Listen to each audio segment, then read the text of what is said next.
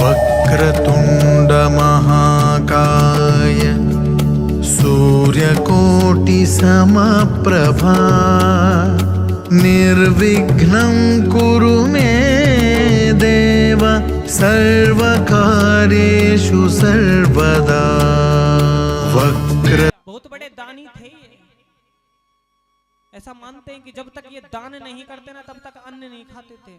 जब तक ब्राह्मणों को गायों को भोजन ना करा दे, संतों को भोजन ना करा दे, तब तक स्वयं भोजन नहीं करते थे। इनकी पत्नी थी जिनका नाम था तारा। तारा इनकी पत्नी का नाम था। और इनके एक संतान थी,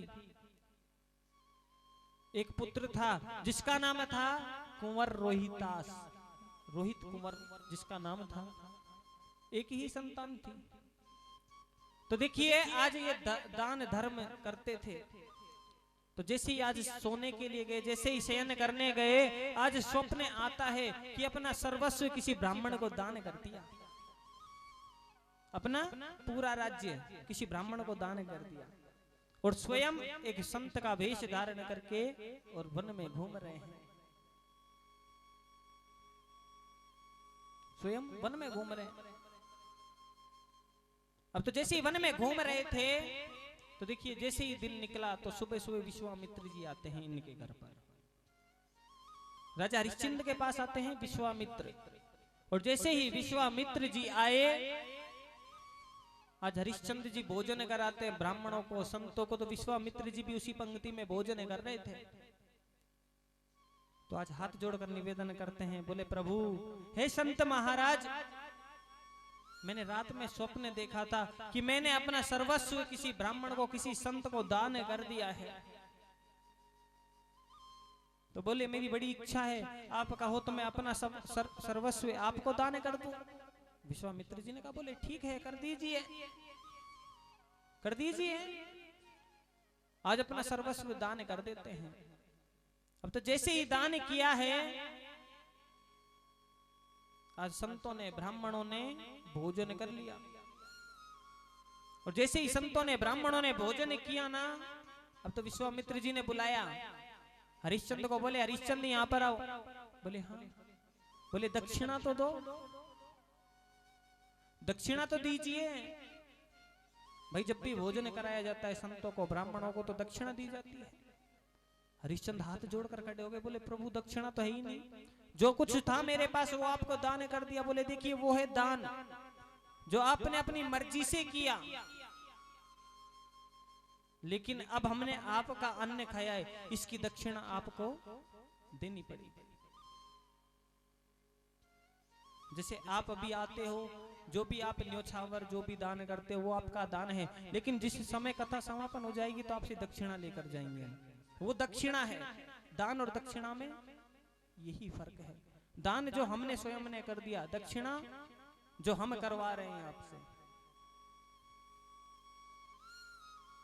अब तो राजा के पास एक धेल आना जो दान कर देगा, दक्षिणा दे दे। बोले प्रभु कुछ है ही नहीं। विश्वामित्र जी ने कहा बोले कुछ तो देना पड़ेगा, ज्यादा भी नहीं तो एक एक सिक्का तो दो, एक एक तो दो। 1100 ब्राह्मण भोजन कर रहे हैं, 1100 सिक्के तो दीजिए। हरिश्चंद्र ने कहा बोले प्रभु कुछ समय दीजिए मुझे जो मैं आपको दान कर दूं। बोले बिल्कुल 30 दिवस का समय दिया जाता है। और जो आपने ये राजा का वेश जो धारण कर रखा है, ये वस्त्र उतारिए। अब आप राजा नहीं हो, इन वस्त्रों पर भी मेरा अधिकार है। बोले ठीक है।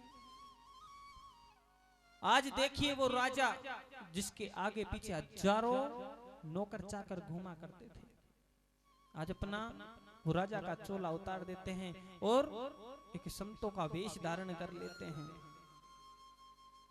पांव में कुछ नहीं और संतों का वेश धारण कर लिया। आज रानी तारा जो ऊपर से नीचे तक हीरे मोतियों से लदी रहती थी, श्रृंगार होता था जिनका, आज गले में एक मंगल सूत्र के अलावा कुछ ना बचा। कुंवर रोहितास, जिनकी सेवा करने के लिए हजारों दास दासी थे, खिलाने के लिए दास दासी थे, आज साधारण से वस्त्र पहनकर निकल जाते हैं। अब तो हरिश्चंद्र काम मांगने लगते हैं उसी नगरी में। विश्वामित्र जी पहुंच जाते हैं, बोले राजा सुनिए, अब ये राज्य मेरे पास में है, इस राज्य में आप ना तो भिक्षा मांगोगे ना कोई काम मांगोगे, कुछ भी मांगना है इस नगरी से बाहर। राजा ने कहा बोले ठीक है प्रभु। नहीं तो हरिश्चंद्र तो राजा थे, चाहते तो 1 मिनट में बोल देते, बोले अपना दान नहीं करना है, लेकिन बोल दिया जो तो निभाना पड़ेगा ना, धर्म तो बचाना पड़ेगा।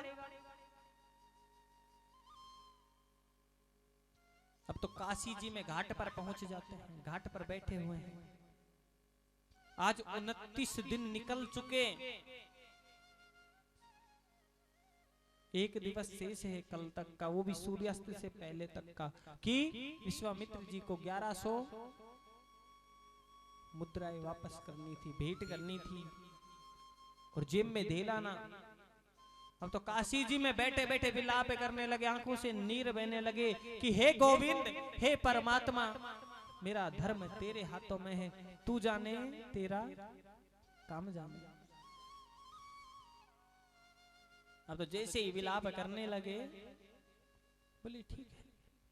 आज रानी तारा आती है हरिश्चंद्र के समीप, बोलती है, बोले महाराज मुझसे जितना हो सकता था अब तक मैंने आपका साथ दिया, अब मेरा तन और बचा हुआ है, इसे बेच देती हूं, जो भी मुद्राएं आएंगी आपको समर्पित है। हरिश्चंद्र जी बोलने लगे, बोले रानी ऐसा क्यों करना है?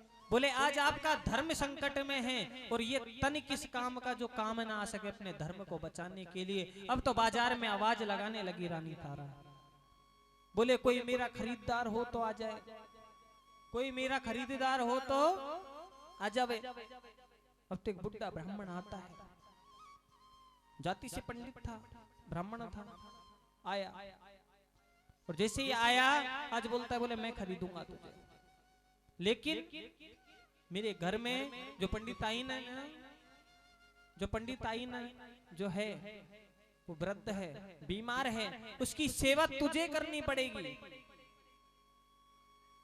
उसको नहलाना, धुलाना, वस्त्र पहनाना, बदलना, वो सारे काम घर के तुझे संभालने पड़ेंगे, तब तो मैं खरीदूं, नहीं तो नहीं खरीदूंगा। बोले ठीक है प्रभु, जो आप बोलोगे, जैसा बोलोगे वैसा मैं करूंगी। बोले ठीक है। बोले कितना दोगे? बोले 500 मुद्राएं। कितनी मुद्रा है? 500। और तो जैसे ही 500 मुद्राएं आज रानी के हाथों में रखी, रानी वो सारी मुद्राएं आज हरिश्चंद्र के चरणों में डाल देती हैं, हरिश्चंद्र के चरणों में डाल दी, और बोली, बोले आज तक का आपका और हमारा साथ का ये यही समाप्त होता है। अब तो जैसे ही इतना शब्द बोला, आज वो पंडित केश पकड़ता है रानी के और खींचने लगता है, बोले चलो अब आप को हम खरीद चुके हैं, अब आपका अधिकार यहाँ नहीं है, वहां है जहां मुझे काम करवाना है। तो जैसे खींचने लगा ना केश पकड़ के, रानी साथ साथ चलने लगी, मुख से एक शब्द ना निकला।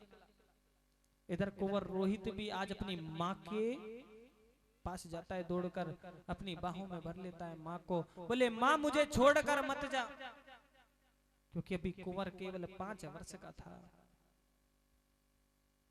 कुंवर केवल 5 वर्ष का था। आज जैसे ही अपनी माँ के आंचल में छुपने लगा ना, आज पंडित दूर पटक देता है बच्चे को, बोले हट, तुझे नहीं ले जाना है। आज हरिश्चंद्र बोलते हैं, बोले प्रभु मेरा निवेदन है कि ये छोटा बच्चा है, अपनी माँ के बगैर नहीं रह पाएगा, मेरा निवेदन है आप इसका भी जो देना चाहते हो ना वो दे दीजिए, इसे भी अपने साथ ले जाइए, इसे भी अपने साथ ले जाइए। बोले ठीक है। तो देखिए आज वो पंडित बोलता है, बोले ठीक है, इसके 100 मुद्राएं और देता हूं। कितनी मुद्राएं हो गई? 600 मुद्राएं हो गई। अब तो 600 मुद्राएं हो गई। आज राजा हरिश्चंद्र स्वयं भी बाजार में आवाज लगाने लगा कि कोई मुझे खरीदने वाला हो तो मुझे खरीद लो, कोई खरीदने वाला हो तो खरीद लो। तो देखिए उसी समय एक चांडाल वहां पर आता है। चांडाल कौन? जो शमशान घाट में कर लेता है, जो अग्नि देता है, वही तो है। तो वो आया, बोले मैं खरीदूंगा तुझे। बोले कितनी मुद्राएं दोगे? बोले 500 मुद्राएं और दूंगा। आज वो 600 और 500 हो गई 1100। इतनी ही देर में विश्वामित्र जी आगे, बोले प्रभु लीजिए आपकी 1100 मुद्राएं। अब तो जैसे 1100 मुद्राएं दी हैं,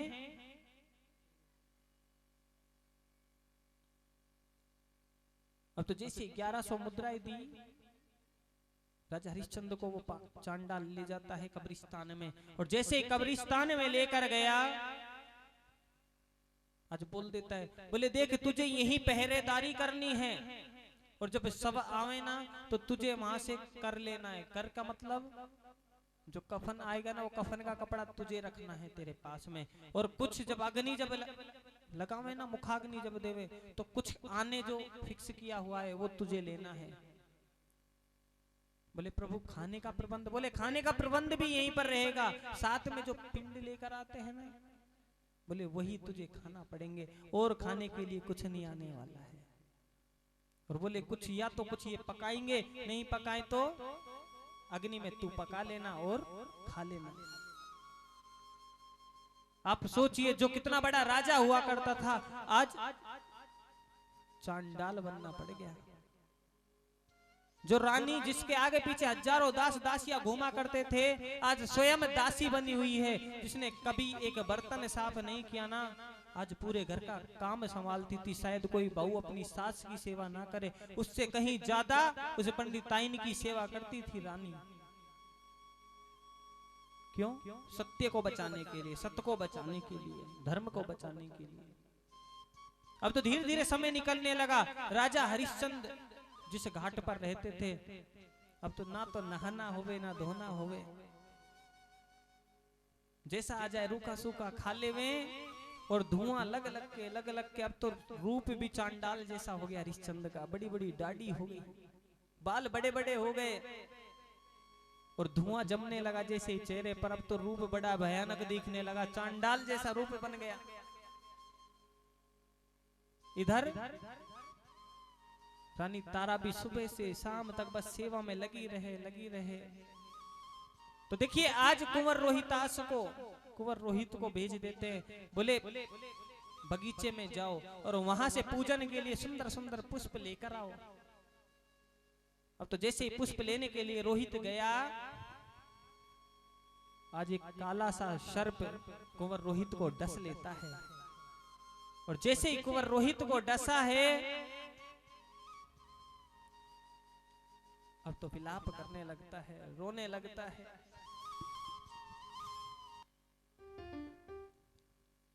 और जैसे ही रोने लगा, अब तो अपनी माँ को आवाज लगाने लगता है। माँ को आवाज लगाने लगा।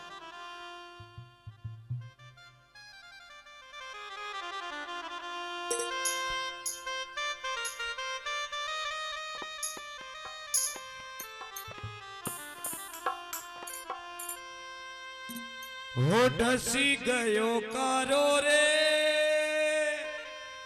कुंवर रोहितास ने, और छाती भरी आई बेटा देख तेरी लाश ने। छाती भरी आई बेटा देख तेरी लाश ने।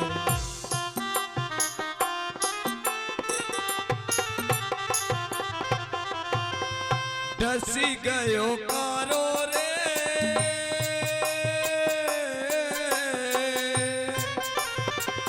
डसी गयो कारो रे कुंवर रोहिदास ने। छाती भरी आई बेटा देख तेरी लाश ने। छाती भरी आई बेटा देख तेरी लाश ने।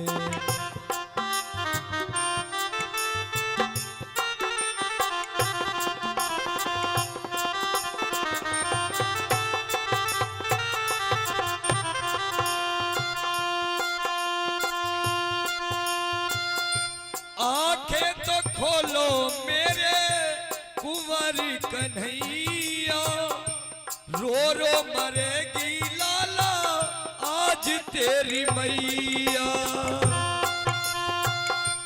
आंखें तो खोलो मेरे कुंवर कन्हैया, रो रो मरेगी लाला आज तेरी मैया। माता यू रोवे बेटा, माता यू रोवे बेटा, देख तेरे पास में छाती भरी आई बेटा, देख तेरी लाश ने छाती भरी आई बेटा, देख तेरी लाश ने। हो डस गयो कारो रे,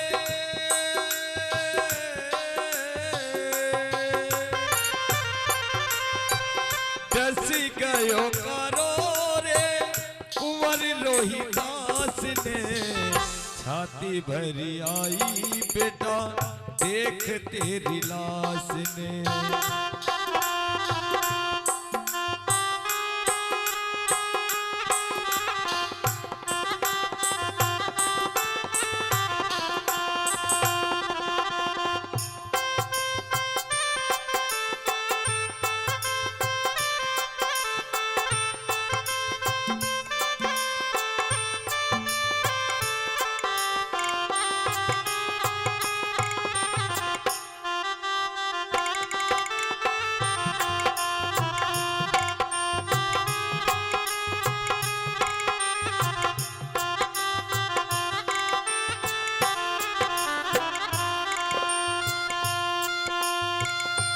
मेरे तो बेटा तू है अखियन को तारो, गोरे गोरे गात पयो डसी गयो कारो।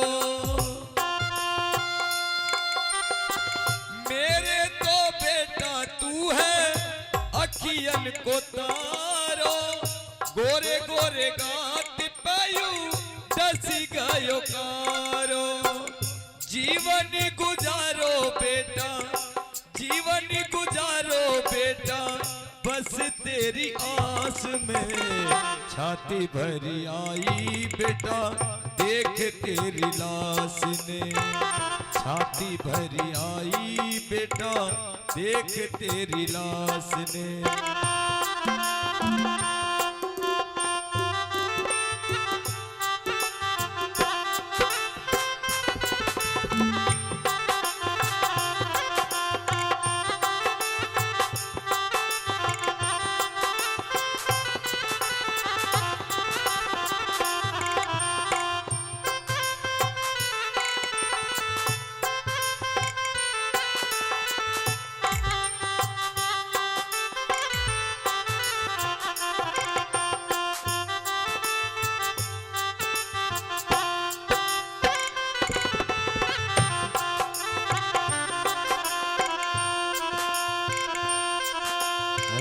छाती भरी आई बेटा, देख तेरी लाश ने छाती भरी आई बेटा, देख तेरी लाश ने छाती भरी आई बेटा, देख तेरी लाश।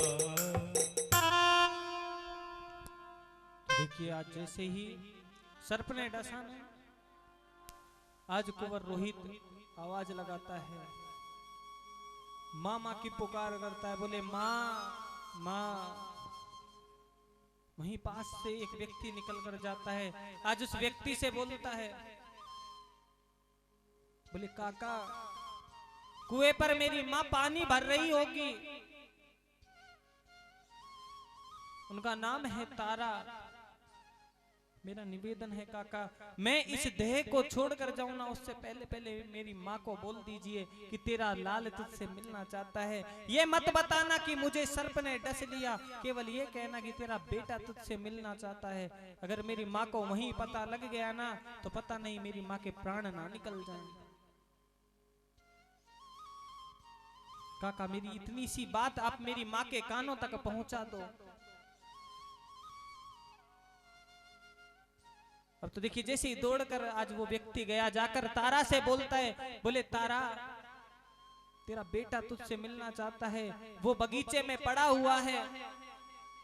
तारा के पास पंडित के बर्तन थे, उन बर्तनों को पंडित जी के पास पहुंचाना था। अब तो दौड़ कर गई और जाकर जैसे ही बोला ना, बोले पंडित जी मैं कुछ समय में आती हूँ, मेरा बच्चा बगीचे में पड़ा हुआ है, पता नहीं किसी जीव जंतु ने तो नहीं काट लिया।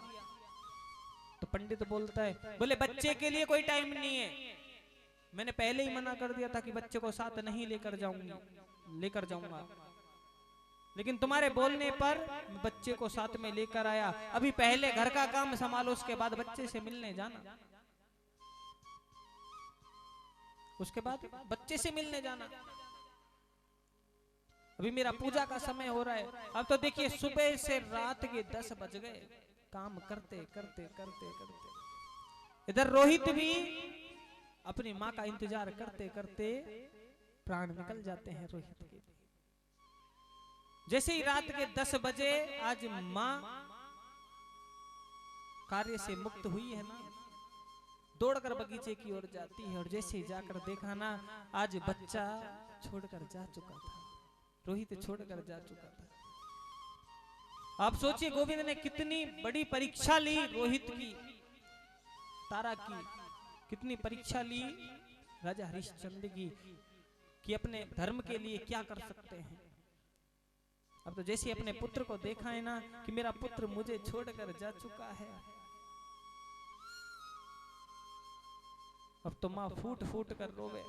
माँ के पास एक आना नहीं कि अपने बच्चे का अंतिम संस्कार तो कर कर आवे, कफन लाने के तक के पैसे नहीं थे। आज वो माँ अपनी आधी धोती आधी साड़ी को फाड़ती है और अपने बच्चे का कफन बनाती है, और बच्चे का कफन बना के अपनी गोद में लिया और पहुंच जाती है उसी घाट पर जहां राजा हरिश्चंद्र चांडाल बने हुए थे, पहरा देते थे।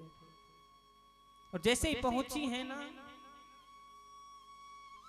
अंधेरे में दिखा नहीं। राजा हरिश्चंद्र दूर से बोलते हैं, बोले कौन है, इतनी रात्रि गए इस तट पर क्या कर रहे हैं, यहाँ स्त्रियों का आना निषेध है।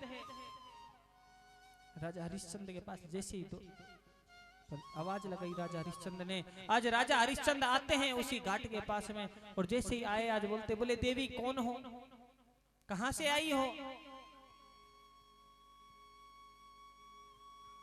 तो देखिए आज रानी तारा बोलती हैं, बोले मैं राजा हरिश्चंद्र की पत्नी हूं।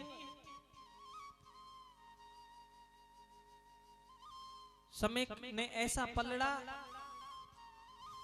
समय ने ऐसी करवट ली कि आज एक पंडित के यहाँ नौकरी कर रही हूं, दासी बनी हुई हूं, और जो मेरा पुत्र है ना, इसे किसी विषैले जीव ने काट लिया है, इसके प्राण निकल गए हैं।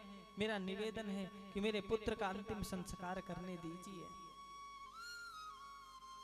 अब तो जैसे बोला ना, राजा हरिश्चंद्र बोलते हैं, बोले ये रोहित है क्या, बोले हाँ। बोले मुझे नहीं पहचाना, क्योंकि स्वरूप राजा हरिश्चंद्र का बड़ा भयानक दिख रहा था, डरावने से लग रहे थे। बोले मुझे नहीं पहचाना, बोले नहीं महाराज, बोले मैं हरिश्चंद्र। और जैसे गौर से देखा ना, आज रानी तारा फूट फूट कर रोने लगती है। बोले मैं करूं तो करूं क्या, आज मेरा पुत्र छोड़कर जा चुका है, और महाराज आपकी ये क्या दशा बन चुकी, क्या हालत बन चुकी कि आज पहचान में भी नहीं आ रहे हो। अब तो फूट फूट कर रोती है रानी तारा। अरे भाई, जिस माँ का बेटा छोड़कर चला जाए ना, पूछना कि कितनी बड़ी दुख की पहाड़ टूट कर पड़ते हैं उस माँ पर, कितनी बड़ी विपदा आती है उस माँ पर। वो माँ जानती है, वो माँ बता सकती है आपको कि दर्द होता क्या है। अब तो जैसे बोलने लगी ना कि मेरे पुत्र का अंतिम संस्कार करा दो, राजा हरिश्चंद्र बोलते हैं, बोले नहीं देवी, इसका अंतिम संस्कार तब होगा जब आप कर दे दोगे। जब आप कर दे दोगे तो इसका अंतिम संस्कार हो जाएगा, नहीं तो नहीं होगा।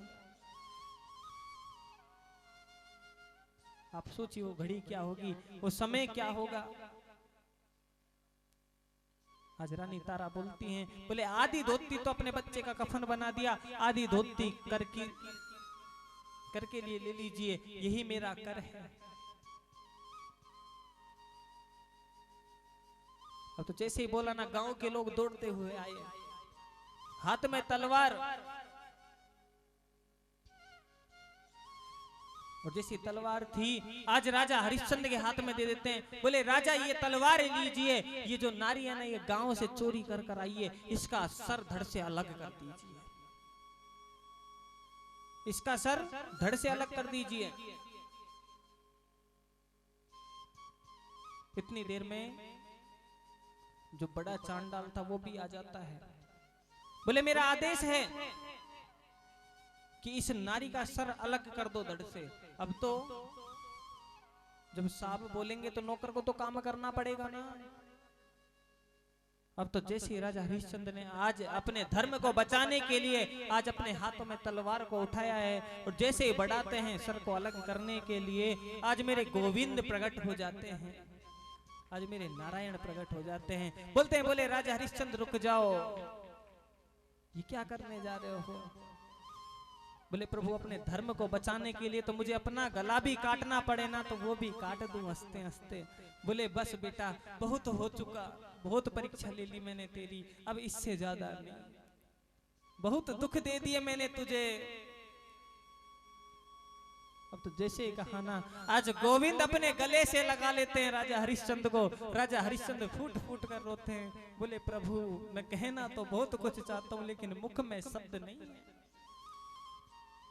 क्या आपको भरोसा नहीं था अपने इस भक्त पर कि मैं अपने सत्य को बचाने के लिए कुछ कर सकता हूं कि नहीं कर सकता हूं? क्या आपको भी भरोसा नहीं था? गोविंद ने बोला, बोले मुझे तो पूरा भरोसा था, लेकिन ये जमाने वाले ने इनको प्रमाण की जरूरत पड़ती है, इसलिए प्रमाण दिलाने के लिए कि जमाने में कोई ये ना कह दे कि हरिश्चंद्र सत्यवादी नहीं था, इसलिए मुझे ये प्रमाणित करने के लिए तेरी परीक्षा लेनी पड़ी, मुझे आना पड़ा।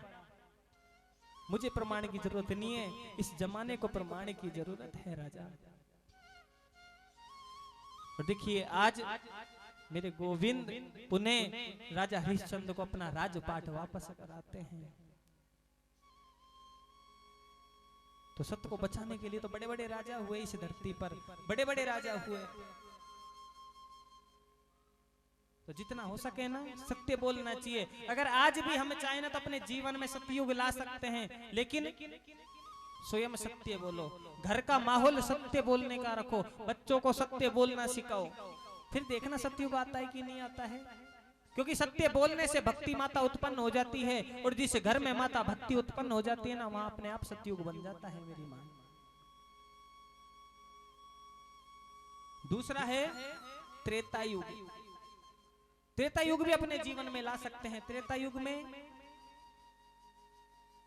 मर्यादा पुरुषोत्तम श्री रामचंद्र जी भगवान आए थे कि नहीं आए थे? अपनी मर्यादाओं के अंदर रहते थे। तो देखिए अगर हम भी अपनी मर्यादाओं में रहने लग जाएं, दूसरे की बहन बेटी का सम्मान करने लग जाएं, तो अपने जीवन में त्रेता ला सकते हैं, आज भी ला सकते हैं। क्योंकि जो मर्यादाओं में रहते हैं उन्हें ज्ञान हो जाता है, और जिन्हें ज्ञान हो जाता है वहीं त्रेता प्रारंभ हो जाता है। उसके बाद द्वापर। बोले द्वापर कैसे लेकर आएंगे अपने जीवन में? द्वापर भी आज भी लेकर आ सकते हैं अपने जीवन में। वो कैसे?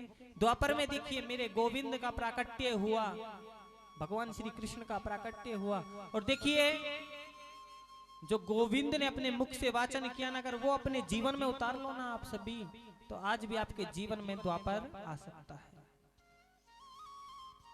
और रही बात कलयुग की, तो कलयुग जैसा तो युग ना है, युग है ही नहीं कलयुग जैसा। तो गोविंद का नाम लेने मात्र से दुखों का नाश हो जाता है।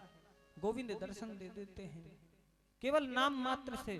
पहले आपने सुना होगा कि कई कई हजार वर्षों तक तपस्या की जाती थी, शरीर में दीवड़ लग जाती थी, लगती कि नहीं लगती थी? आज के समय में तो थोड़ा थोड़ा समय भी गोविंद को दे दो ना, तो कलयुग ही सार्थक हो जाए, मुक्ति हो जाए। कलयुग का अर्थ ही त्याग है। अगर मन में त्यागी की भावना आ जाए ना, तो कलयुग जैसा युग नहीं है। और देखिए ऐसा लिखा हुआ है श्रीमद् भागवत महापुराण में कि अभी तो कलयुग उत्पन्न भी नहीं हुआ, अभी तो कलयुग उत्पन्न भी नहीं हुआ। जिस समय 12 वर्ष की बेटी नानी बन जाएगी ना, समझ लेना घोर कलयुग आ चुका है। 12 वर्ष की बच्ची नानी बन जाएगी, समझ लेना घोर कलयुग आ चुका है। और जिस दिन घोर कलयुग आ जाएगा ना, तो विष्णु यश नामक ब्राह्मण के यहाँ कल की देव अवतार लेंगे, प्राकट्य लेंगे और इस कलयुग का अंत करेंगे। इस प्रकार से ये चारों युग हैं। और देखिए इन चारों युग, ये चारों युग समय के हैं जो चलते रहते हैं। तो देखिए आज सोनक आदि 88,000 ऋषि बोलते हैं। बोले सूत जी महाराज, आपने कहा कि दत्तात्रेय जी महाराज ने 12 महाप्रलयों को देखा है। बोले हाँ बिल्कुल देखा है। तो बोले 12 बार सतयुग भी आया है। बोले बिल्कुल 12 बार सतयुग आया है। तो 12 बार त्रेता भी आया है। बोले त्रेता भी आया है, द्वापर भी आया है और कलयुग भी आया है। बोले तो क्या 12 बार रामचंद्र जी भी आए? बोले स्वाभाविक है, जब सतयुग आया है तो रामचंद्र जी जरूर आए होंगे। मैंने नहीं देखा लेकिन मेरे गुरु ने जरूर बताया है।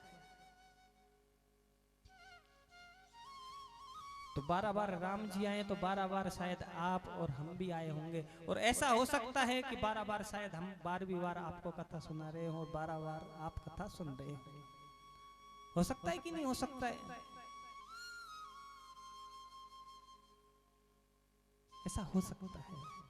सोचना चाहिए कि जब 12 बार राम जी आ सकते हैं, 12 बार भगवान कृष्ण आ सकते हैं। इसका प्रमाण भागवत जी में दिया गया है कि दत्तात्रेय जी महाराज ने 12 महाप्रलयों को देखा है और 12 बार ही सतयुग आए, 12 बार ही कलयुग आया है।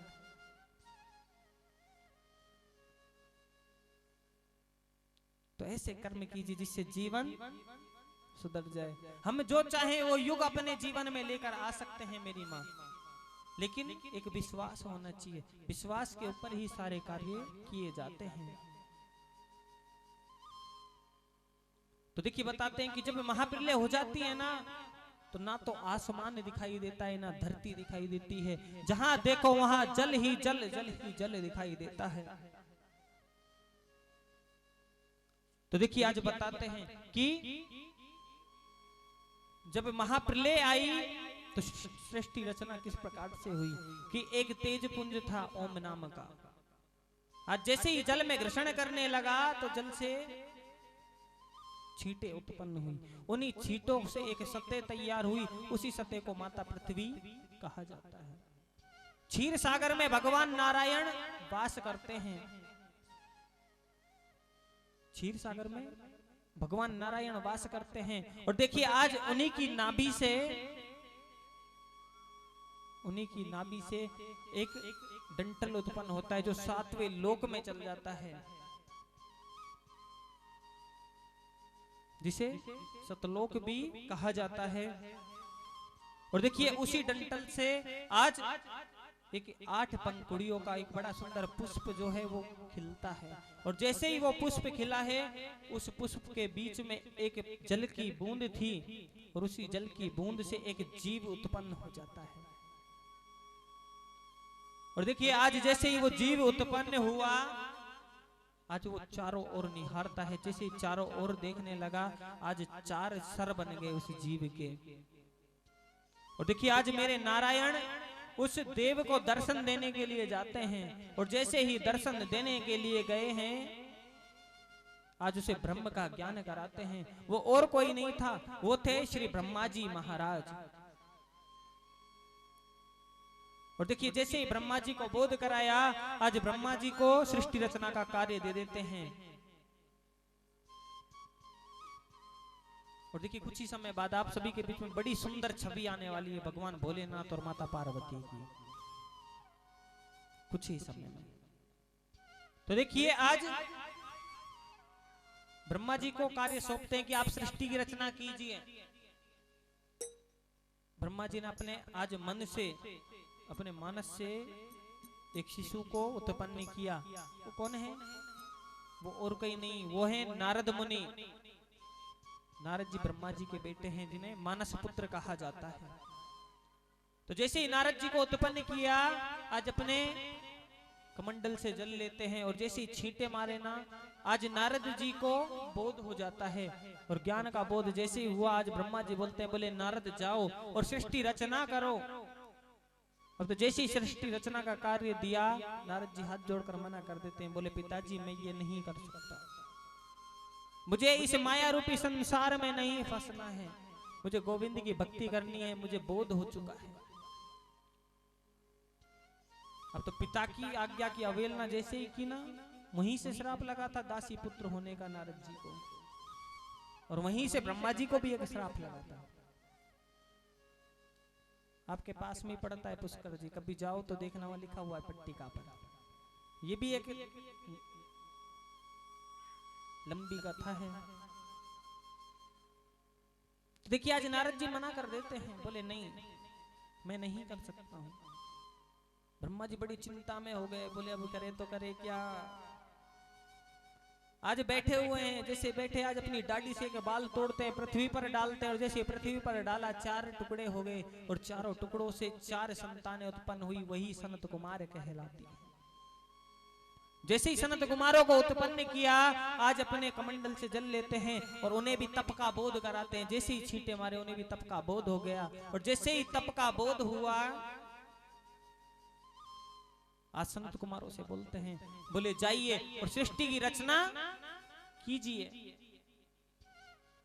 आज वो चारों भाई भी मना कर देते हैं, बोले पिताजी क्षमा करना, हम तो गोविंद की भक्ति करेंगे, प्रभु के नाम का प्रचार प्रसार करेंगे, हमें आप सृष्टि रचना का कार्य मत दीजिए।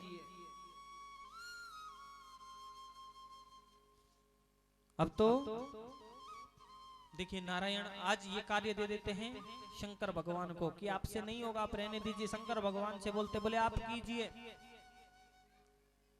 अब तो देखिए जैसे ही शंकर भगवान को दिया, अब शंकर भगवान सृष्टि रचना करने में लग गए। अब भोले बाबा कैसी सृष्टि रचना कर रहे हैं, किसी के 4-4 हाथ, किसी के 4-4 पांव, किसी के सर ही नहीं। जीव जीव को खावे, जीव जीव को खावे। नारायण ने देखा, बोले ऐसे अगर सृष्टि रचना होगी तो उत्पन्न होने से पहले तो समाप्ति हो जाएगी। नारायण पहुंचते बोले रुक जाइए, थम जाइए। आज रोक देते हैं, पुणे जाते हैं नारायण ब्रह्मा जी के पास,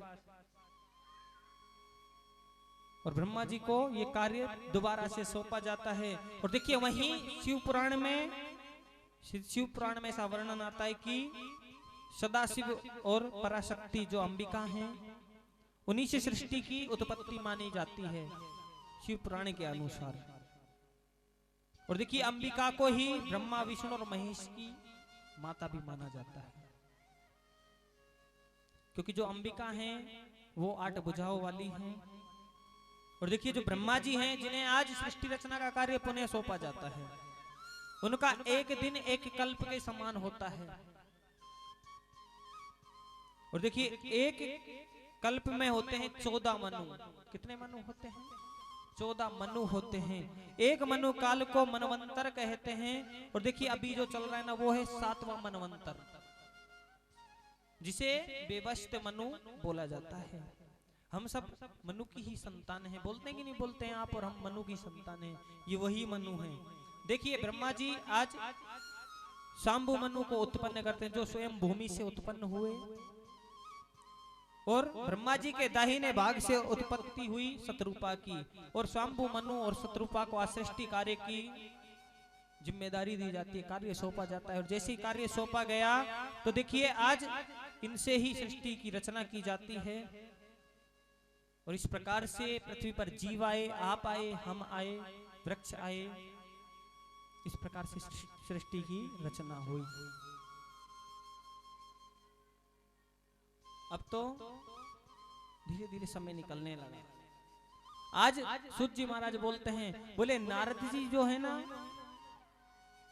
उन्हें ऐसे वैसे संत मत समझना। बोले क्यों प्रभु? बोले नारद कौन है? जिनकी कही हुई बात कभी रद्द ना हो, वही तो नारद है।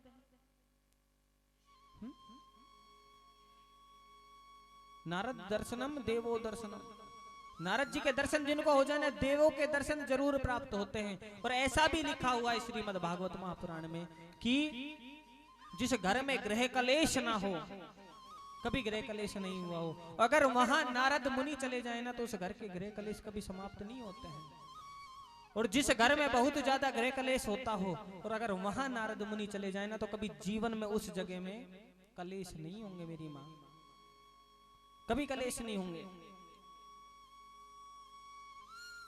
तो देखिए आज मन में विचार आता है नारद मुनि के कि मैंने सारे देवी देवताओं को लड़ाया झगड़ाया, आपस में बहुत झगड़े कराए,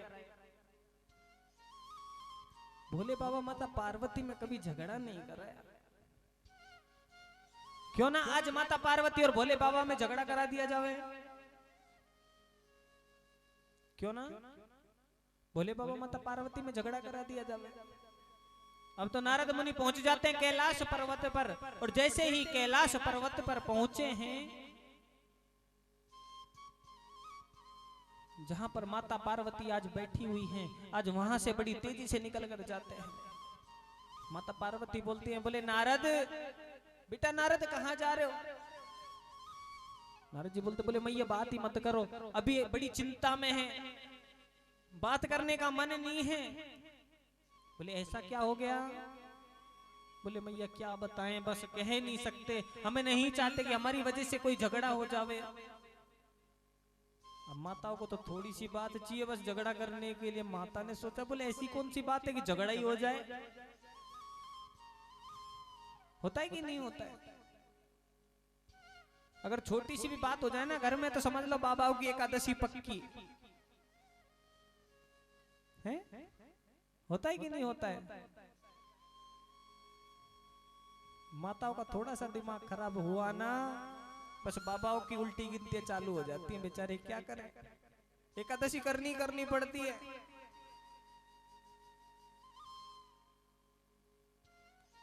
क्योंकि पहली बात तो माता झगड़े ही बड़ा अच्छे तरीके से करती है। ये बोलती मैंने तो कहा ही क्या है, और सब कुछ सुनाती रहती है। और जैसे सुनाने लगती है ना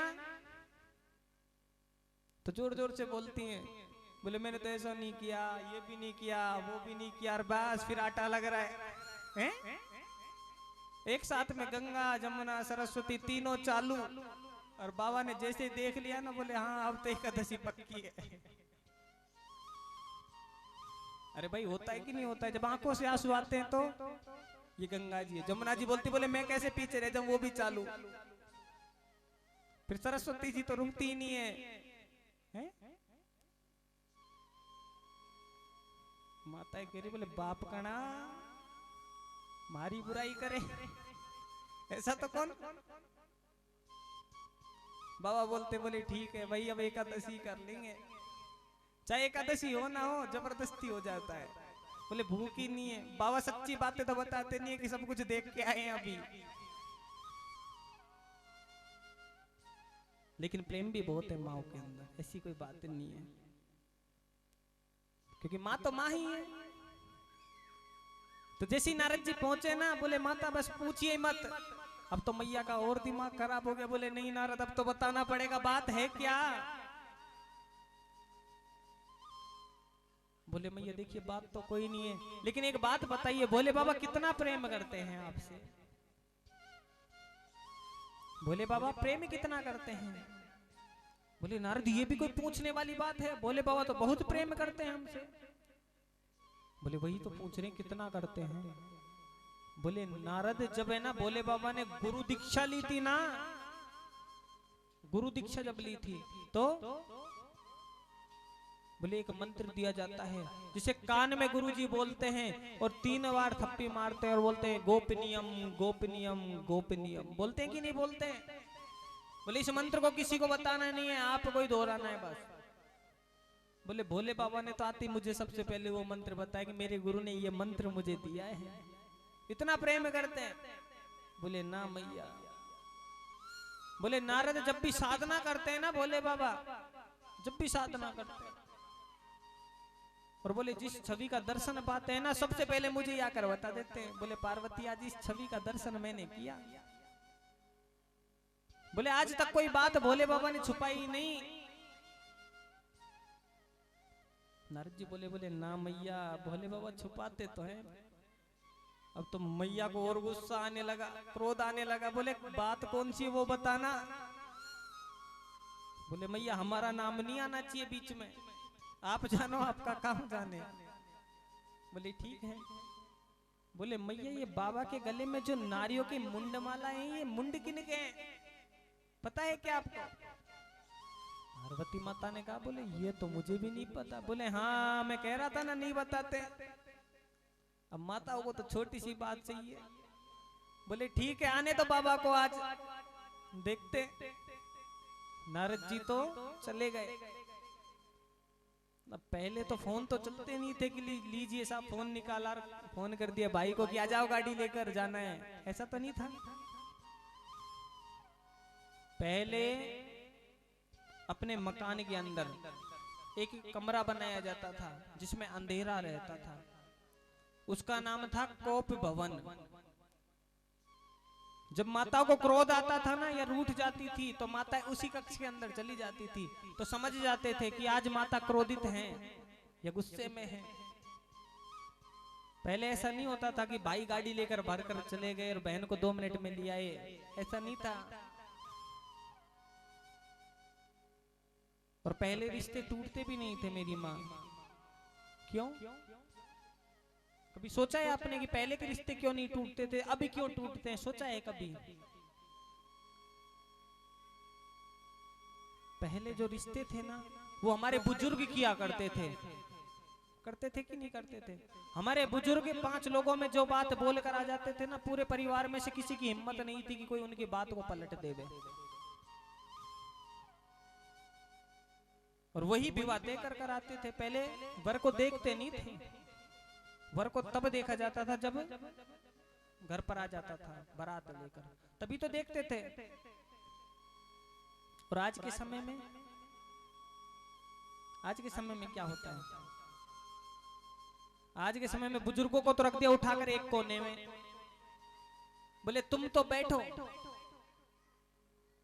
और जब रिश्ते की बात चालू होती है ना तो माता पिता सबसे पहले बोलते, बोले देखो बच्चा बच्ची को देख ले, बच्ची बच्चे को देख ले, इनको पसंद आ गया ना तो कोई दिक्कत नहीं है हमें। बताइए होता है कि नहीं होता है? हाँ या ना? होता है ना? होता है।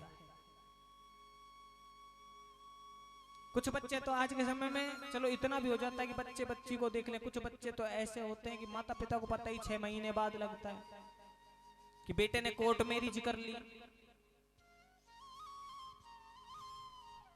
और देखिए हमारे हिंदू धर्म में कभी भी तोड़ना नहीं सिखाते, जोड़ना हमेशा सिखाते हैं।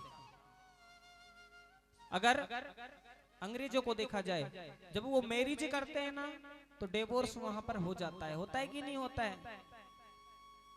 मोमेडियन लोगों को देखें तो जब वो निकाह करते हैं ना तो तलाक भी हो जाता है। होता है कि नहीं होता है? लेकिन हमारे हिंदू धर्म में विवाह होता है, इसका विपरीत क्या है बताइए मुझे?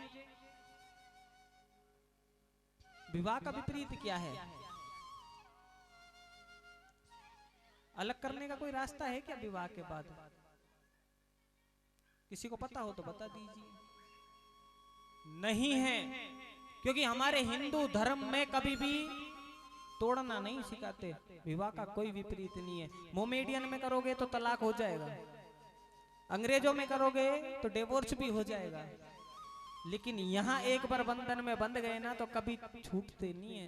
ये बुजुर्ग हमारे यही काम करते थे। और आज के समय में जब बच्चे कोर्ट मैरिज करते हैं ना तो 1 साल बाद उसी कोर्ट के चक्कर लगाने पड़ जाते हैं। बताइए ऐसा होता है कि नहीं होता है?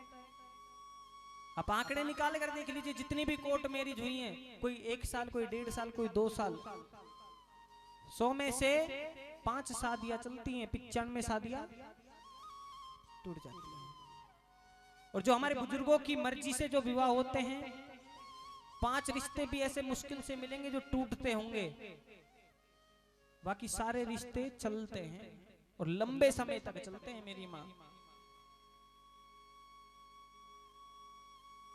तो देखिए कोप भवन पहले हुआ करते थे। और कोप भवन इसलिए हुआ करते थे कि अगर माताएं गुस्से में ना तो थोड़ी देर बाद वहां पर बैठने से मन शांत हो जाए, गुस्सा ठंडा हो जाए। आज के समय में तो हम सभी मिलकर तोड़ देते अपनी बहन बेटियों का घर। बताइए तोड़ते हैं कि नहीं तोड़ते हैं? बेटी के घर अगर थोड़ी सी भी बात हो जाए और बेटी का फोन आ जाए ना तो सब गाड़ियां ले लेकर भागते हैं। मैं देखता हूं कौन क्या बोलता है, जबकि ऐसा नहीं होना चाहिए मेरी मां। तो देखिए आज माता पार्वती कोप भवन में बैठी हुई हैं। शाम का समय हुआ, भोले बाबा आए, बच्चों को बैठाइए, श्री राधे।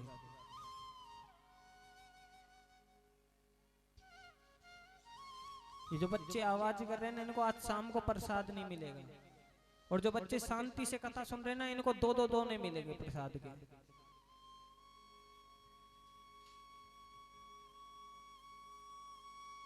श्री राधे। बोलिए वृंदावन बिहारी लाल की। तो देखिए आज माता पार्वती कोप भवन में बैठी हुई हैं, भोले बाबा आते हैं, और जैसे ही भोले बाबा आए आज बोलते बोले पार्वती, अरे क्या हो गया? माता पार्वती बोलती है, बोले चले जाइए, मुझे बात ही नहीं करनी आपसे। बोले हुआ क्या है? हुआ क्या है? बोले हुआ क्या है ये पूछिए, क्या नहीं हुआ? अरे आप तो जितनी बड़ी दाढ़ी आपके बाहर है ना इतनी बड़ी अंदर भी है, मुझे तो आज पता लगा। आप तो कपटी हो बहुत बड़े। भोले बाबा ने कहा, बोले ये क्या बोल रही हो, मैं और कपटी? अरे पार्वती मैं तो हर एक छोटी बात तुझे बताता हूँ, हर एक बड़ी बात तुझे पहले बताता हूँ, और तू मुझे कपटी बोल रही है। बोले हाँ।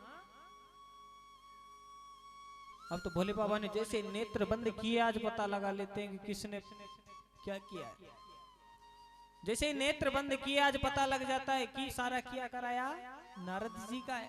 भोले बाबा ने कहा, बोले कोई बात नहीं है भाई, अब जो हो गया सो हो गया, अब समेटना तो है ही। माता पार्वती से बोलते, बोले पार्वती हुआ क्या है, बता तो सही। बोले आप तो बहुत प्रेम करते थे ना मुझसे। बोले हाँ। बोले कभी कोई बात नहीं छुपाई? बोले नहीं। बोले तो ये जो गले में जो महिलाओं के जो माताओं के मुंड हैं ये किन के हैं? नारियों के मुंड। ये किन नारियों के मुंड हैं बताइए, जिसकी माला बनाकर आपने पहन रखी है? भोले बाबा ने कहा, बोले इतनी सी बात, ये तो वैसे ही पूछ लेती मुझसे। बोले पार्वती ये किसी और के मुंड नहीं है, ये आपके ही तो मुंड हैं। माता पार्वती ने कहा, बोले मेरे मुंड? बोले हाँ। बोले आप जब जन्म लिया और जब शरीर को छोड़कर गए तब मैंने आपका मुंड इस माला में पिरोया है, एक एक मुंड पिरोया है, और तब जाकर ये माला बनी है। माता पार्वती ने कहा, बोले अब तक तो सोच रही थी बता ही दोगे, लेकिन अब तो पक्का झूठ बोल रहे हो। बोले वो कैसे? बोले मैं तो इतनी बार आकर चली गई कि इतने सारे मुंड इकट्ठे हो गए, और बोले आप एक बार भी नहीं गए, एक बार भी नहीं गए?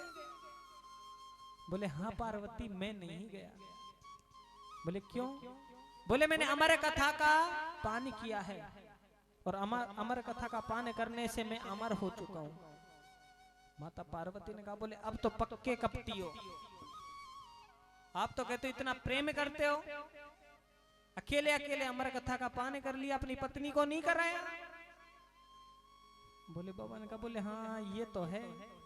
बोले अब तो मुझे भी अमर कथा का पान करना है। बोले बाबा बोलते, बोले नियम बहुत केड़े हैं उसके, बहुत कड़े नियम है, आप नहीं कर पाओगे। बोले नहीं जी मुझे नहीं पता, अमर कथा सुनानी है कि नहीं सुनानी है, नहीं तो जाएं हम। बोले नहीं जी जाइए मत। तो देखिए आज भोले बाबा बोलते, बोले ठीक है चलिए। आज माता पार्वती को अपने साथ कैलाश के पर्वतों पर ले जाते हैं, और जैसे ही पर्वतों पर लेकर गए आज अलख जगाने लगे भोले बाबा, और जैसे ही अलख जगाया है आसपास के जितने भी जीव जंतु जानवर थे आज सब वहां से चले जाते हैं। और देखिए जिस गुफा में गए थे ना वहीं पर एक तोता और तोती अपने अंडे के साथ बैठे हुए थे। आज जैसे ही अलग जगाया गया, जैसे डमरू बजाया ना, तो तोता तोती वहां से उड़ते हैं और जैसे ही उड़े आज उनका अंडा उस पृथ्वी पर गिर जाता है और टूट जाता है। अब तो देखिए बड़ा सुंदर आसन लगाया भोले बाबा ने स्वयं का और अपने सामने बिठाया माता पार्वती को और माता पार्वती से बोलने लगे, बोले पार्वती कथा तो सुना रहा हूं, लेकिन जब मैं कथा सुनाऊंगा ना तो अपने नेत्र बंद रखूंगा। और बोले जब मैं नेत्र बंद रखूंगा ना तो मुझे पता होना चाहिए कि आप कथा सुन रहे हो कि नहीं सुन रहे हो। पता कैसे लगेगा? बोले जब भी विराम का समय आवे ना तो ओम नाम की ध्वनि का उच्चारण करना है।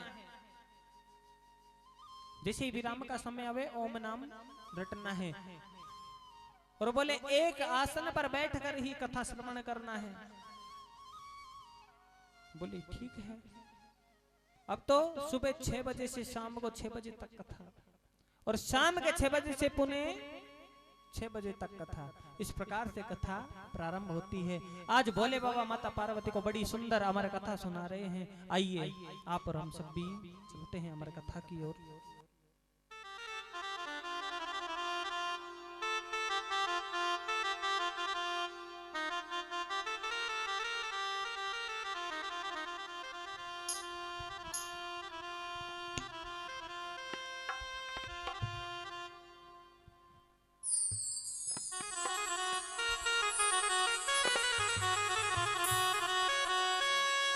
बोलिए शंकर भगवान की जय हो। ओ बागंबर प्रभु ने मंगवाए बैठे आसन मारे और कथा सुनाने लगे उमा को। वो भोले त्रिपुरारी उमा के पड़ गए सोता, गिरा दे रहे तोता। उमा के पड़ गए सोता, गिरा दे रहे तोता।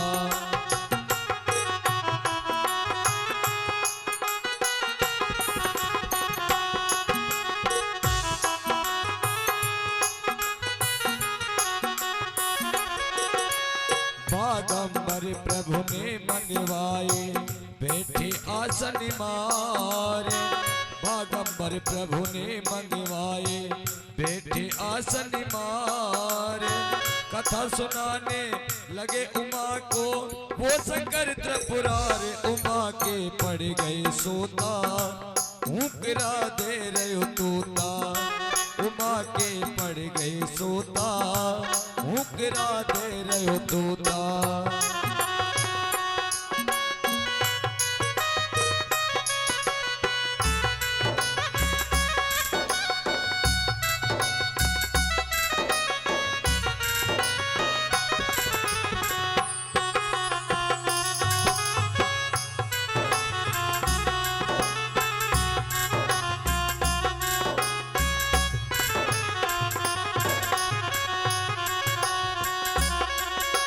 कहने लगे हैं शिव जी जब ताली 3 बजाई। कथा कहने लगे हैं शिव जी जब ताली 3 बजाई। पशु चले गए सारे पंछी आकाश उड़ाई। पशु चले गए सारे पंछी आकाश उड़ाई। पार्वती भी कथा सुनन को हो गई है तैयार। उमा के पड़ गई सोता, गिरा दे रहे तोता।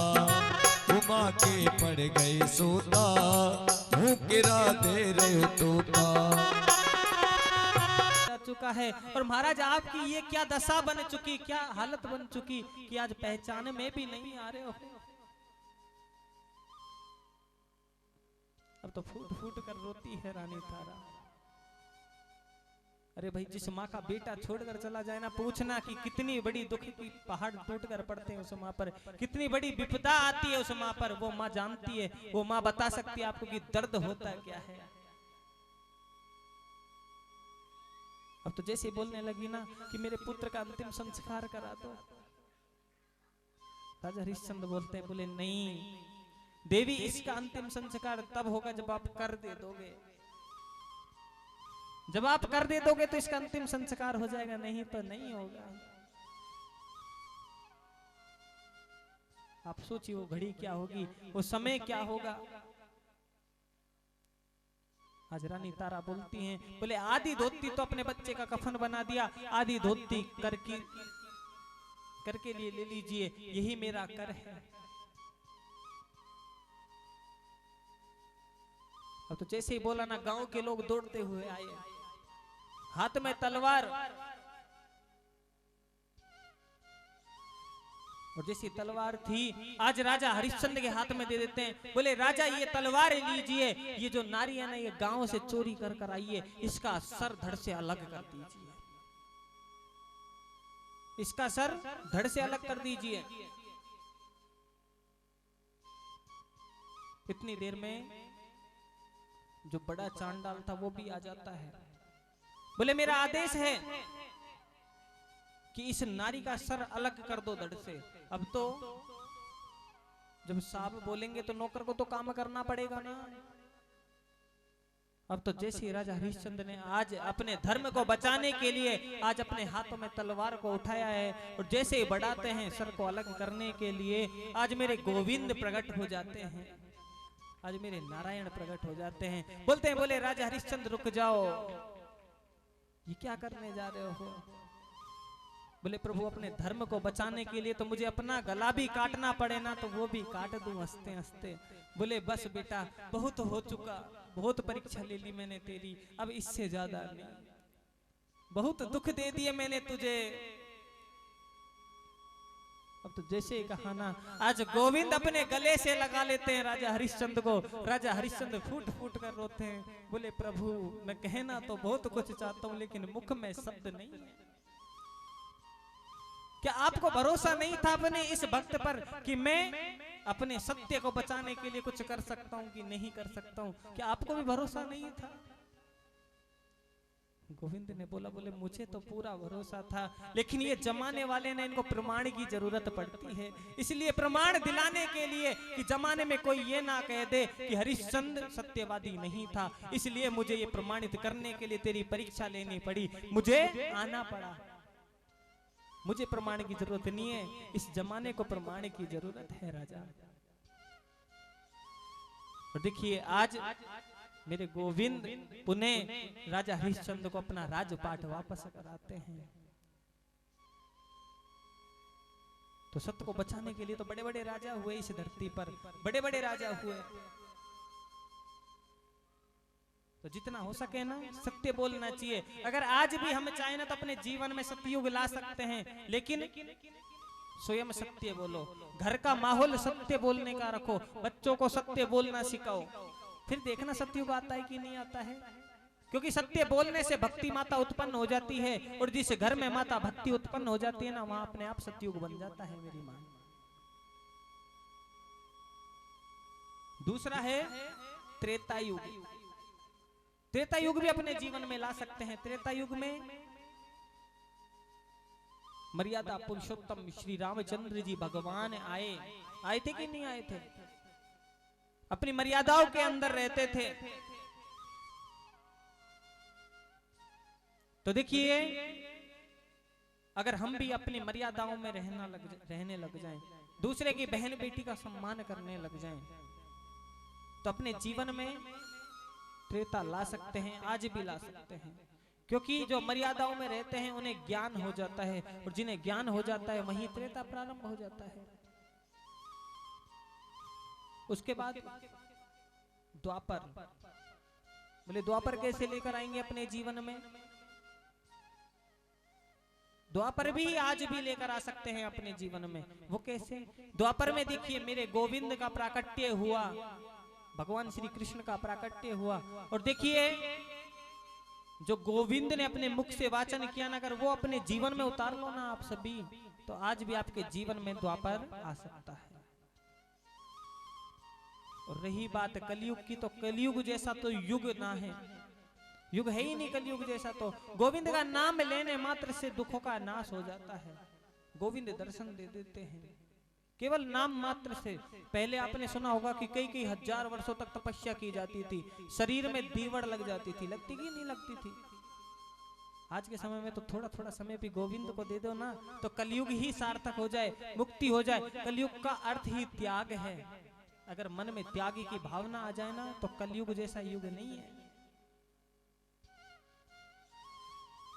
और देखिए ऐसा लिखा हुआ है श्रीमद् भागवत महापुराण में कि अभी तो कलयुग उत्पन्न भी नहीं हुआ, अभी तो कलयुग उत्पन्न भी नहीं हुआ। जिस समय 12 वर्ष की बेटी नानी बन जाएगी ना, समझ लेना घोर कलयुग आ चुका है। 12 वर्ष की बच्ची नानी बन जाएगी, समझ लेना घोर कलयुग आ चुका है। और जिस दिन घोर कलयुग आ जाएगा ना, तो विष्णु यश नामक ब्राह्मण के यहाँ कल की देव अवतार लेंगे, प्राकट्य लेंगे और इस कलयुग का अंत करेंगे। इस प्रकार से ये चारों युग हैं।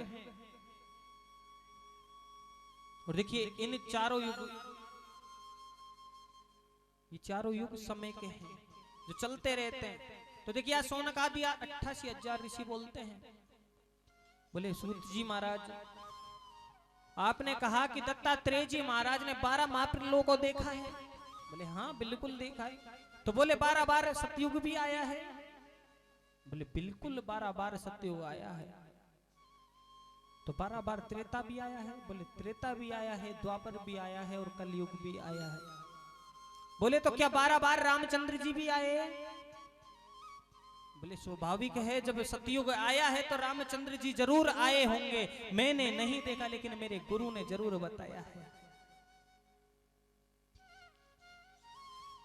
तो 12 बार राम जी आए तो 12 बार शायद आप और हम भी आए होंगे। और ऐसा हो सकता है कि 12 बार शायद हम 12वीं बार आपको कथा सुना रहे हो और 12 बार आप कथा सुन रहे हो सकता है कि नहीं हो सकता है? ऐसा हो सकता है।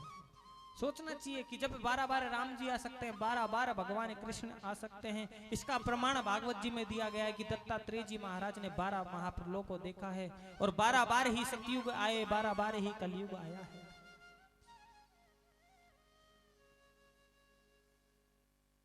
तो ऐसे कर्म कीजिए जिससे जीवन सुधर जाए।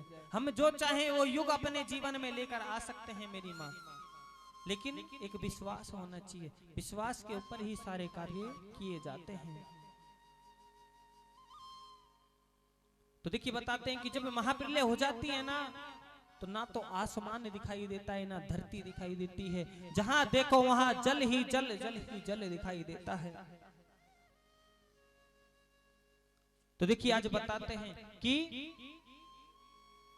जब महाप्रलय आई तो सृष्टि रचना किस प्रकार से हुई कि एक तेज पुंज था ओम नाम का। आज जैसे ही जल में घर्षण करने लगा तो जल से छींटे उत्पन्न हुई। उन्हीं छींटों से एक सतह तैयार हुई। उसी सतह को माता पृथ्वी कहा जाता है। क्षीर सागर में भगवान नारायण वास करते हैं। क्षीर सागर में भगवान नारायण वास करते हैं। और देखिए आज उन्हीं की नाभि से एक डंठल उत्पन्न होता है जो 7वें लोक में चल जाता है, जिसे सतलोक भी कहा जाता है। और देखिए उसी डंठल से आज एक 8 पंखुड़ियों का एक बड़ा सुंदर पुष्प जो है वो खिलता है। और जैसे ही वो पुष्प खिला है, उस पुष्प के बीच में एक जल की बूंद थी और उसी जल की बूंद से एक जीव उत्पन्न हो जाता है। और देखिए आज जैसे ही वो जीव उत्पन्न हुआ, आज वो चारों ओर निहारता है। जैसे ही चारों ओर देखने लगा, आज 4 सर बन गए उस जीव के। और देखिए आज मेरे नारायण उस देव को दर्शन देने के लिए जाते हैं। और जैसे ही दर्शन देने के लिए गए हैं, आज उसे ब्रह्म का ज्ञान कराते हैं। वो और कोई नहीं था, वो थे श्री ब्रह्मा जी महाराज। और देखिए जैसे ही ब्रह्मा जी को बोध कराया, आज ब्रह्मा जी को सृष्टि रचना का कार्य दे देते हैं। और देखिए कुछ ही समय बाद आप सभी के बीच में बड़ी सुंदर छवि आने वाली है भगवान भोलेनाथ और माता पार्वती की। कुछ ही समय में। तो देखिए आज ब्रह्मा जी को कार्य सौंपते हैं कि आप सृष्टि की रचना कीजिए। ब्रह्मा जी ने अपने आज मन से, अपने मानस से एक शिशु को उत्पन्न किया। वो कौन है? वो और कोई नहीं, वो है नारद मुनि। नारद जी ब्रह्मा जी के बेटे हैं, जिन्हें मानस पुत्र कहा जाता है। तो जैसे ही नारद जी को उत्पन्न किया, आज अपने कमंडल से जल लेते हैं और जैसे ही छींटे मारे ना, आज नारद जी को बोध हो जाता है। और ज्ञान का बोध जैसे ही हुआ, आज ब्रह्मा जी बोलते हैं, बोले नारद जाओ और सृष्टि रचना करो। अब तो जैसे ही सृष्टि रचना का कार्य दिया, नारद जी हाथ जोड़कर मना कर देते हैं, बोले पिताजी मैं ये नहीं कर सकता, मुझे इस माया रूपी संसार में नहीं फंसना है, मुझे गोविंद की भक्ति करनी है, मुझे बोध हो चुका है। अब तो पिता की आज्ञा की अवहेलना जैसे ही की ना, वहीं से श्राप लगा था दासी पुत्र होने का नारद जी को, और वहीं से ब्रह्मा जी को भी एक श्राप लगा था। आपके पास में पड़ता है पुष्कर जी, कभी जाओ तो देखना, वहां लिखा हुआ है पट्टिका पर। ये भी एक लंबी कथा है। देखिए आज नारद जी मना कर देते हैं, बोले नहीं मैं नहीं कर सकता हूं। ब्रह्मा जी बड़ी चिंता में हो गए, बोले अब करे तो करे क्या। आज बैठे हुए हैं, जैसे बैठे आज अपनी डाली से के बाल तोड़ते हैं, पृथ्वी पर डालते हैं, और जैसे पृथ्वी पर डाला 4 टुकड़े हो गए, और चारों टुकड़ों से 4 संतानें उत्पन्न हुई, वही सनत कुमार कहलाती है। जैसे ही सनत कुमारों को उत्पन्न किया, आज अपने कमंडल से जल लेते हैं और उन्हें भी तप का बोध कराते हैं। जैसे ही छींटे मारे, उन्हें भी तप का बोध हो गया, और जैसे ही तप का बोध हुआ, आज संत कुमारों से बोलते हैं, बोले जाइए और सृष्टि की रचना कीजिए। आज वो चारों भाई भी मना कर देते हैं, बोले पिताजी क्षमा करना, हम तो गोविंद की भक्ति करेंगे, प्रभु के नाम का प्रचार प्रसार करेंगे, हमें आप सृष्टि रचना का कार्य मत दीजिए। अब तो देखिए नारायण आज ये कार्य दे देते हैं शंकर भगवान को कि आपसे नहीं होगा, आप रहने दीजिए। शंकर भगवान से बोलते, बोले आप कीजिए। अब तो देखिए जैसे ही शंकर भगवान को दिया, अब शंकर भगवान सृष्टि रचना करने में लग गए। अब भोले बाबा कैसी सृष्टि रचना कर रहे हैं? किसी के 4-4 हाथ, किसी के 4-4 पांव, किसी के सर ही नहीं। जीव जीव को खावे, जीव जीव को खावे।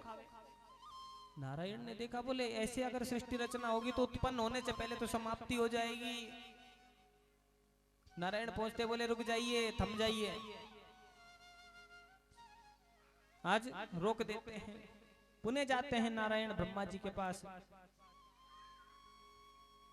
और ब्रह्मा जी को ये कार्य दोबारा से सौंपा जाता है। और देखिए वहीं शिव पुराण में ऐसा वर्णन आता है कि सदाशिव और पराशक्ति जो अंबिका हैं, उन्हीं से सृष्टि की उत्पत्ति मानी जाती है शिव पुराण के अनुसार। और देखिए अंबिका को ही ब्रह्मा विष्णु और महेश की माता भी माना जाता है, क्योंकि जो अंबिका हैं वो 8 भुजाओं वाली हैं। और देखिए जो ब्रह्मा जी हैं, जिन्हें आज सृष्टि रचना का कार्य पुनः सौंपा जाता है, उनका एक दिन एक कल्प के समान होता है।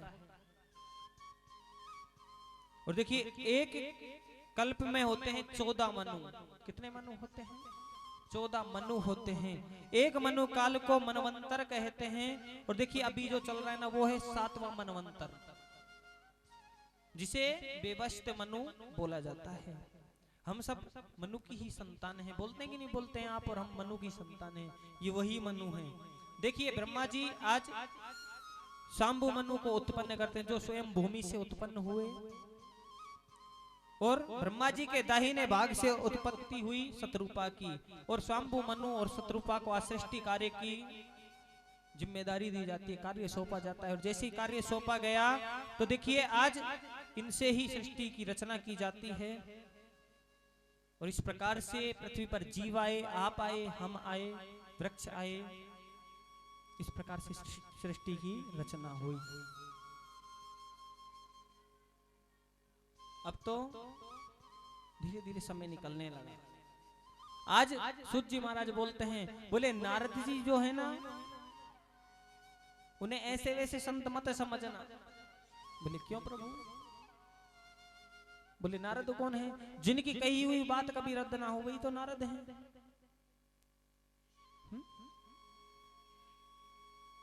नारद दर्शनम देवो दर्शनम। नारद जी के दर्शन जिनको हो जाने, देवों के दर्शन जरूर प्राप्त होते हैं। और ऐसा भी लिखा हुआ है श्रीमद् भागवत महापुराण में कि जिस घर में गृह कलेश ना हो, कभी गृह कलेश नहीं हुआ हो, अगर वहां नारद मुनि चले जाए ना, तो उस घर के गृह कलेश कभी समाप्त नहीं होते हैं। और जिस घर में बहुत ज्यादा गृह कलेश होता हो, और अगर वहां नारद मुनि चले जाए ना, तो कभी जीवन में उस जगह में कलेश नहीं होंगे। मेरी मां, कभी कलेश नहीं होंगे। तो देखिए, आज मन में विचार आता है नारद मुनि के कि मैंने सारे देवी देवताओं को लड़ाया, झगड़ाया, आपस में बहुत झगड़े कराए। भोले बाबा माता पार्वती में कभी झगड़ा नहीं कराया। क्यों ना आज माता पार्वती और भोले बाबा में झगड़ा करा दिया जावे? क्यों ना भोले बाबा माता पार्वती में झगड़ा करा दिया जावे? अब तो नारद मुनि पहुंच जाते हैं कैलाश पर्वत पर, और जैसे ही कैलाश पर्वत पर पहुंचे हैं, जहां पर माता पार्वती आज बैठी हुई हैं, आज वहां से बड़ी तेजी से निकल कर जाते हैं। माता पार्वती बोलती हैं, बोले नारद, बेटा नारद कहां जा रहे हो? नारद जी बोलते, बोले मैया बात ही मत करो, अभी बड़ी चिंता में है, बात करने का मन नहीं है। बोले ऐसा क्या हो गया? बोले मैया क्या बताएं, बस कह नहीं सकते, हमें नहीं चाहते कि हमारी वजह से कोई झगड़ा हो जावे। अब माताओं को तो थोड़ी सी बात चाहिए बस झगड़ा करने के लिए। माता ने सोचा, बोले ऐसी कौन सी बात है कि झगड़ा ही हो जाए? होता है कि नहीं होता है? अगर छोटी सी भी बात हो जाए ना घर में, तो समझ लो बाबाओं की एकादशी पक्की है। होता है कि नहीं होता है? माताओं का थोड़ा सा दिमाग खराब हुआ ना, बस बाबाओं की उल्टी गिनतियां चालू हो जाती हैं। बेचारे क्या करें, एकादशी करनी पड़ती है।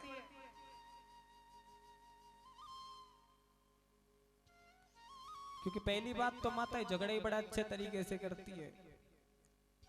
ये बोलती मैंने तो कहा ही क्या है, और सब कुछ सुनाती रहती है। और जैसे सुनाने लगती है ना, तो जोर जोर से बोलती हैं, बोले मैंने तो ऐसा नहीं किया, ये भी नहीं किया, वो भी नहीं किया, और बस फिर आटा लग रहा है? एक साथ में गंगा जमुना सरस्वती तीनों चालू, और बाबा ने जैसे देख लिया ना, बोले हाँ अब तो एकादशी पक्की है। अरे भाई होता है कि नहीं होता है? जब आंखों से आंसू आते हैं तो ये गंगा जी है। जमुना जी बोलती, बोले मैं कैसे पीछे रह जाऊं, वो भी चालू। फिर सरस्वती जी तो रुकती ही नहीं है? माता कह रही, बोले बाप कणा मारी बुराई करे, ऐसा तो कौन? बाबा बोलते, बोले ठीक है भाई, अब एकादशी कर लेंगे, चाहे एकादशी हो ना हो, जबरदस्ती हो जाता है। बोले भूख ही नहीं है। बाबा सच्ची बातें तो बताते नहीं है कि सब कुछ देख के आए हैं अभी, लेकिन प्रेम भी बहुत है माँ के अंदर, ऐसी कोई बात नहीं है। क्योंकि माँ तो माँ ही है। तो जैसे नारद जी पहुंचे ना, बोले माता बस पूछिए मत। अब तो मैया का और दिमाग खराब हो गया। बोले नहीं नारद, अब तो बताना पड़ेगा, बात है क्या? बोले मैया देखिए बात तो कोई नहीं है, लेकिन एक बात बताइए, भोले बाबा कितना प्रेम करते हैं आपसे? भोले बाबा प्रेम कितना करते हैं? बोले नारद ये भी कोई पूछने वाली बात है? भोले बाबा तो बहुत प्रेम करते हैं हमसे। बोले वही तो पूछ रहे कितना करते हैं। बोले नारद जब है ना भोले बाबा ने गुरु दीक्षा ली थी ना, गुरु दीक्षा जब ली थी तो बोले एक मंत्र दिया जाता है जिसे कान में गुरुजी बोलते हैं और 3 बार थप्पी मारते हैं और बोलते हैं गोपनीयम गोपनीयम गोपनीयम। बोलते हैं कि नहीं बोलते हैं? बोले इस मंत्र को किसी को बताना नहीं है, आपको ही दोहराना है बस। बोले भोले बाबा ने तो आते ही मुझे सबसे पहले वो मंत्र बताया कि मेरे गुरु ने ये मंत्र मुझे दिया है, इतना प्रेम करते हैं। बोले ना मैया, बोले नारद जब भी साधना करते हैं ना भोले बाबा, जब भी साधना करते हैं, और बोले जिस छवि का दर्शन पाते हैं ना सबसे पहले मुझे या कर बता देते हैं। बोले पार्वती आज इस छवि का दर्शन मैंने किया। बोले आज तक कोई बात भोले बाबा ने छुपाई नहीं। नारद जी बोले बोले ना मैया, भोले बाबा छुपाते तो हैं। अब तो मैया को और गुस्सा आने लगा, क्रोध आने लगा। बोले बात कौन सी वो बताना। बोले मैया हमारा नाम नहीं आना चाहिए बीच में, आप जानो आपका काम जाने। बोले ठीक है। बोले मैया ये बाबा के गले में जो नारियों की मुंड माला है, ये मुंड किनके हैं, पता है क्या आपको? पार्वती माता ने कहा बोले ये तो मुझे भी नहीं पता। बोले हाँ मैं कह रहा था ना नहीं बताते। अब माताओं को तो छोटी सी बात चाहिए। बोले ठीक है आने तो बाबा को आज देखते। नारद जी तो चले गए। अब पहले तो फोन तो चलते नहीं थे कि लीजिए साहब फोन निकाला, फोन कर दिया भाई को कि आ जाओ गाड़ी लेकर जाना है, ऐसा तो नहीं था। पहले अपने मकान के अंदर एक कमरा बनाया जाता था जिसमें अंधेरा रहता था, उसका नाम था कोप भवन। जब माता को क्रोध आता था ना या रूठ जाती थी तो माता उसी कक्ष के अंदर चली जाती थी, तो समझ जाते थे कि आज माता क्रोधित हैं या गुस्से में हैं। पहले ऐसा नहीं होता था कि भाई गाड़ी लेकर भर कर चले गए और बहन को 2 मिनट में ले आए, ऐसा नहीं था। और पहले रिश्ते टूटते भी नहीं थे मेरी माँ। क्यों? कभी सोचा है आपने कि पहले के रिश्ते क्यों नहीं टूटते थे, अभी क्यों टूटते हैं? सोचा है कभी? पहले जो रिश्ते थे ना वो हमारे बुजुर्ग किया करते थे कि नहीं करते थे? हमारे बुजुर्ग 5 लोगों में जो बात बोल कर आ जाते थे ना, पूरे परिवार में से किसी की हिम्मत नहीं थी कि कोई उनकी बात को पलट देवे। और वही विवाह देकर कर आते थे। पहले वर को देखते नहीं थे, वर को तब देखा जाता था जब घर पर आ जाता था बारात लेकर, तभी तो देखते थे। और आज के समय में क्या होता है? आज के समय में बुजुर्गों को तो रख दिया उठाकर एक कोने में, बोले तुम तो बैठो। और जब रिश्ते की बात चालू होती है ना तो माता पिता सबसे पहले बोलते बोले देखो बच्चा बच्ची को देख ले, बच्ची बच्चे को देख ले, इनको पसंद आ गया ना तो कोई दिक्कत नहीं हमें। पता ही होता है कि नहीं होता है? हाँ या ना? होता है ना? होता है। कुछ बच्चे तो आज के समय में चलो इतना भी हो जाता है कि बच्चे बच्ची को देख ले। कुछ बच्चे तो ऐसे होते हैं कि माता पिता को पता ही 6 महीने बाद लगता है कि बेटे ने कोर्ट मैरिज कर ली। और देखिए हमारे हिंदू धर्म में कभी भी तोड़ना नहीं सिखाना, हमेशा सिखाते हैं। अगर अंग्रेजों को देखा जाए, जब वो मैरिज करते हैं ना तो डिवोर्स वहां पर हो जाता है। होता है कि नहीं होता है? मोमेडियन लोगों को देखें तो जब वो निकाह करते हैं ना तो तलाक भी हो जाता है। होता है कि नहीं होता है? लेकिन हमारे हिंदू धर्म में विवाह होता है, इसका विपरीत क्या है बताइए मुझे? विवाह का विपरीत क्या है? अलग करने का कोई रास्ता है क्या विवाह के बाद? किसी को पता हो तो बता दीजिए। नहीं है, क्योंकि हमारे हिंदू धर्म में कभी भी तोड़ना नहीं सिखाते। विवाह का कोई विपरीत नहीं है। मोमेडियन में करोगे तो तलाक हो जाएगा, अंग्रेजों में करोगे तो डिवोर्स भी हो जाएगा, लेकिन यहाँ एक बार बंधन में बंध गए ना तो कभी छूटते नहीं है। ये बुजुर्ग हमारे यही काम करते थे। और आज के समय में जब बच्चे कोर्ट मैरिज करते हैं ना तो 1 साल बाद उसी कोर्ट के चक्कर लगाने पड़ जाते हैं। बताइए ऐसा होता है कि नहीं होता है? आप आंकड़े निकाल कर देख लीजिए, जितनी भी कोर्ट मैरिज हुई हैं, कोई 1 साल, कोई 1.5 साल, कोई 2 साल, 100 में से 5 शादियां चलती हैं, 95 शादियां टूट जाती है। और जो हमारे बुजुर्गों की मर्जी से जो विवाह होते हैं, 5 रिश्ते भी ऐसे मुश्किल से मिलेंगे जो टूटते होंगे, बाकी सारे रिश्ते चलते हैं और लंबे समय तक चलते हैं मेरी माँ। तो देखिए कोप भवन पहले हुआ करते थे, और कोप भवन इसलिए हुआ करते थे कि अगर माताएं गुस्से में ना तो थोड़ी देर बाद वहां पर बैठने से मन शांत हो जाए, गुस्सा ठंडा हो जाए। आज के समय में तो हम सभी मिलकर तोड़ देते अपनी बहन बेटियों का घर। बताइए तोड़ते हैं कि नहीं तोड़ते हैं? बेटी के घर अगर थोड़ी सी भी बात हो जाए और बेटी का फोन आ जाए ना तो सब गाड़ियां ले लेकर भागते हैं। मैं देखता हूं कौन क्या बोलता है, जबकि ऐसा नहीं होना चाहिए मेरी मां। तो देखिए आज माता पार्वती कोप भवन में बैठी हुई हैं। शाम का समय हुआ, भोले बाबा आए, बच्चों को बैठाइए, श्री राधे।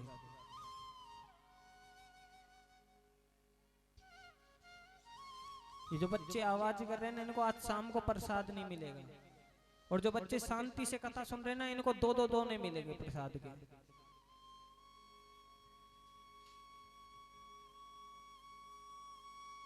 श्री राधे। बोलिए वृंदावन बिहारी लाल की। तो देखिए आज माता पार्वती कोप भवन में बैठी हुई हैं, भोले बाबा आते हैं, और जैसे ही भोले बाबा आए आज बोलते बोले पार्वती, अरे क्या हो गया? माता पार्वती बोलती है, बोले चले जाइए, मुझे बात ही नहीं करनी आपसे। बोले हुआ क्या है? हुआ क्या है? बोले हुआ क्या है ये पूछिए, क्या नहीं हुआ? अरे आप तो जितनी बड़ी दाढ़ी आपके बाहर है ना इतनी बड़ी अंदर भी है, मुझे तो आज पता लगा, आप तो कपटी हो बहुत बड़े। भोले बाबा ने कहा, बोले ये क्या बोल रही हो, मैं और कपटी? अरे पार्वती मैं तो हर एक छोटी बात तुझे बताता हूँ, हर एक बड़ी बात तुझे पहले बताता हूँ, और तू मुझे कपटी बोल रही है? बोले हाँ। अब तो भोले बाबा ने जैसे नेत्र बंद किए आज पता लगा लेते हैं कि किसने क्या किया है। जैसे ही नेत्र बंद किए आज पता लग जाता है कि सारा किया कराया नारद जी का है। भोले बाबा ने कहा, बोले कोई बात नहीं है भाई, अब जो हो गया सो हो गया, अब समेटना तो है ही। माता पार्वती से बोलते, बोले पार्वती हुआ क्या है, बता तो सही। बोले आप तो बहुत प्रेम करते थे ना मुझसे? बोले हाँ। बोले कभी कोई बात नहीं छुपाई? बोले नहीं। बोले तो ये जो गले में जो महिलाओं के जो माताओं के मुंड हैं ये किन के हैं? नारियों के मुंड। ये किन नारियों के मुंड हैं बताइए, जिसकी माला बनाकर आपने पहन रखी है? भोले बाबा ने कहा, बोले इतनी सी बात, ये तो वैसे ही पूछ लेती मुझसे। बोले पार्वती ये किसी और के मुंड नहीं है, ये आपके ही तो मुंड हैं।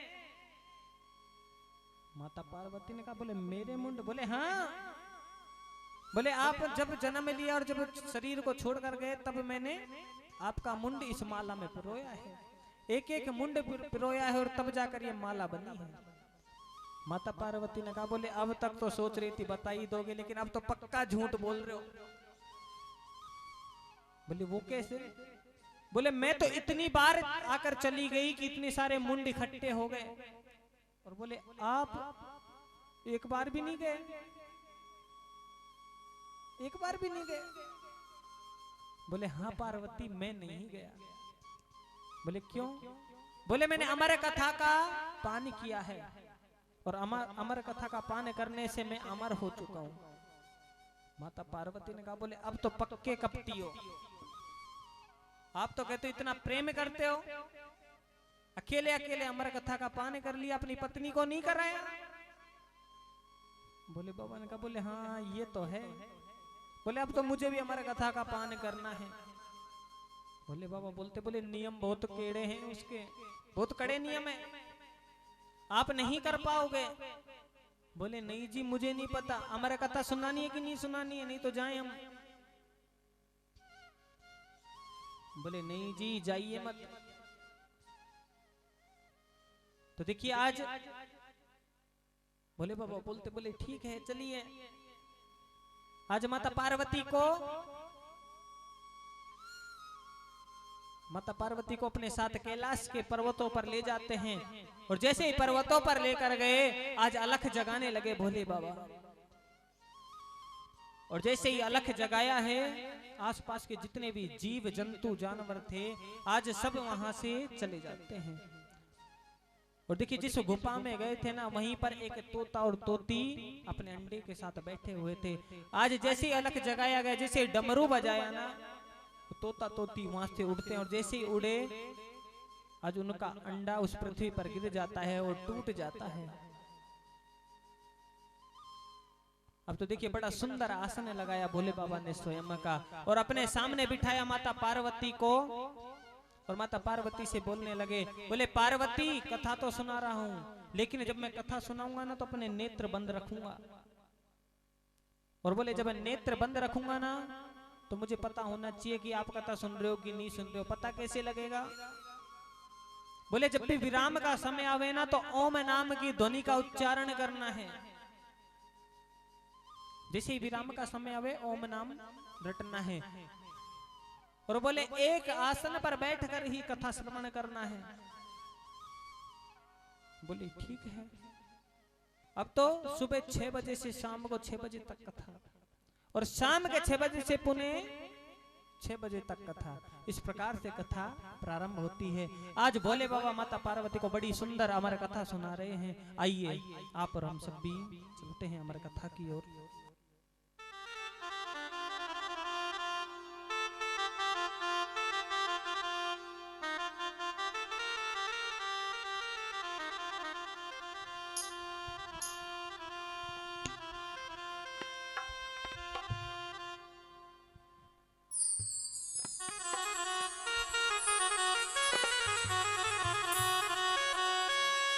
बोलिए शंकर भगवान की जय हो। ओ बागंबर प्रभु ने मंगवाए बैठे आसन मारे और कथा सुनाने लगे उमा को। वो भोले त्रिपुरारी उमा के पड़ गए सोता गिरा दे रहे तोता। उमा के पड़ गए सोता गिरा दे रहे तोता।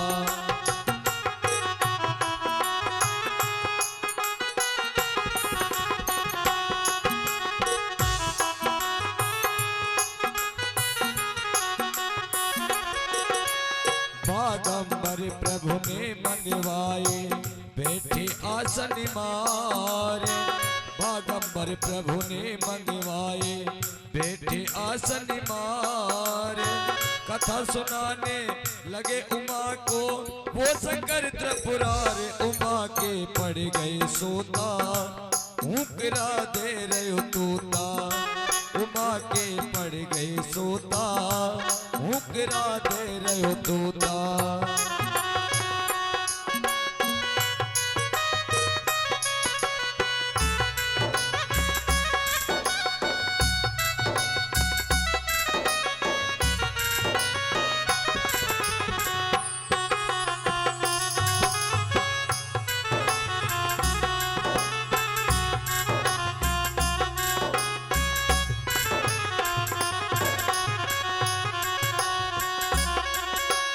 कहने लगे हैं शिव जी जब ताली 3 बजाई। कथा कहने लगे हैं शिव जी जब ताली 3 बजाई। पशु चले गए सारे पंछी आकाश उड़ाई। पशु चले गए सारे पंछी आकाश उड़ाई। पार्वती भी कथा सुनन को हो गई है तैयार। उमा के पड़ गई सोता गिरा दे रहे तोता। उमा के पड़ गई सोता गिरा दे रहे तोता।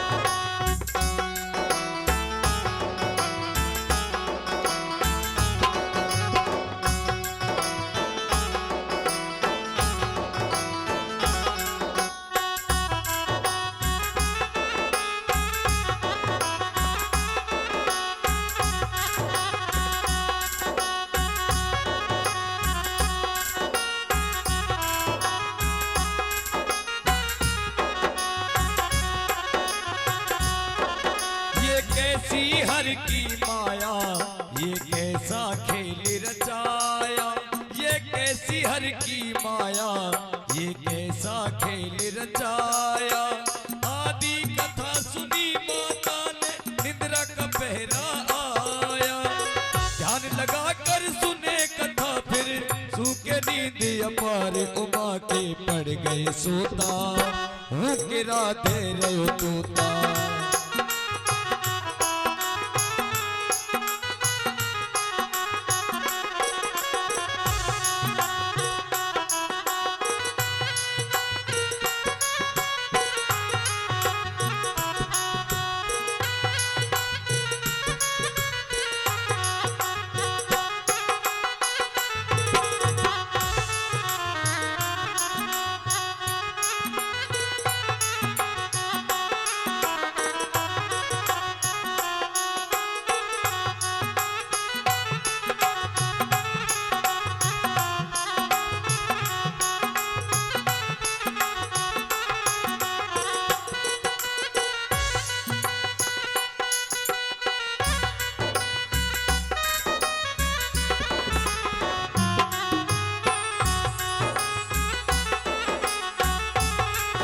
घर जोर मारो चाले हीरा मोत्या सु नजर उतार दो। घर जोर मारो चाले हीरा मोत्या से नजर उतार दो। कैया वारू ढूंढ रही बाबा, कैया बार लुढ़ रही बाबा, सोना चांदी बार दो। घर जोर मारो चाले हीरा मोत्या से नजर उतार दो।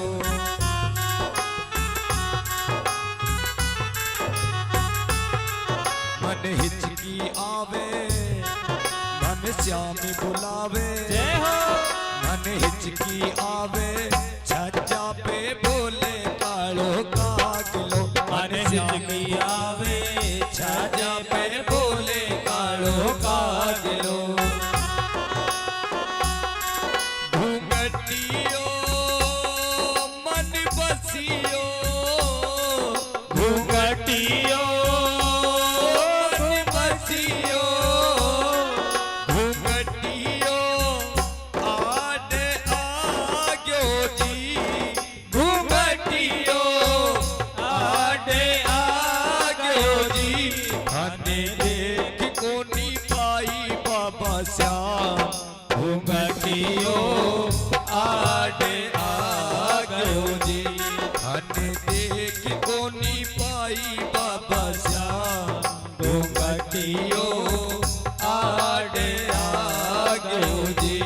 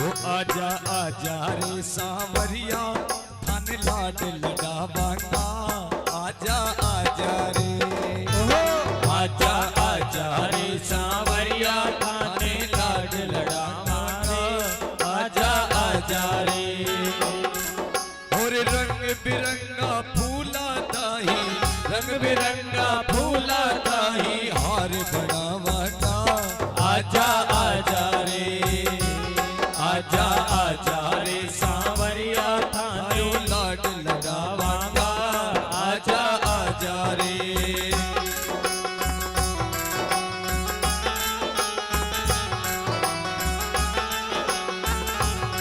अरे कोई चिंता ना जद मारे सर पे श्याम धनी को हाथ कोई चिंता ना कोई चिंता ना जद मारे सर पे श्याम धनी को हाथ कोई चिंता ना अरे गाड़ी मारी सरपट दौड़े गाड़ी मारी सरपट दौड़े आती हो बरसात कोई चिंता ना कोई चिंता ना जद मारे सर पे श्याम धनी को हाथ कोई चिंता ना कोई चिंता ना कोई चिंता ना कोई चिंता ना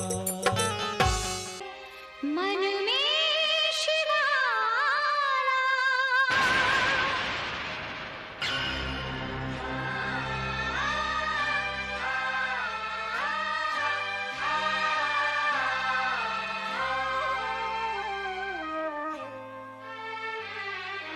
हे शंभु बाबा मेरे भोलेनाथ तीनों लोक में तू ही तू श्रद्धा सुमन मेरा मन बेल पत्री जीवन भी अर्पण कर दो हे शंभु बाबा मेरे ताली बजाते रहें सभी। भोलेनाथ तीनों लोक में तू ही तू श्रद्धा सुमन मेरा मन बेल पत्री जीवन भी अर्पण कर दो हे शंभु बाबा मेरे भोलेनाथ तीनों लोक में तू ही तू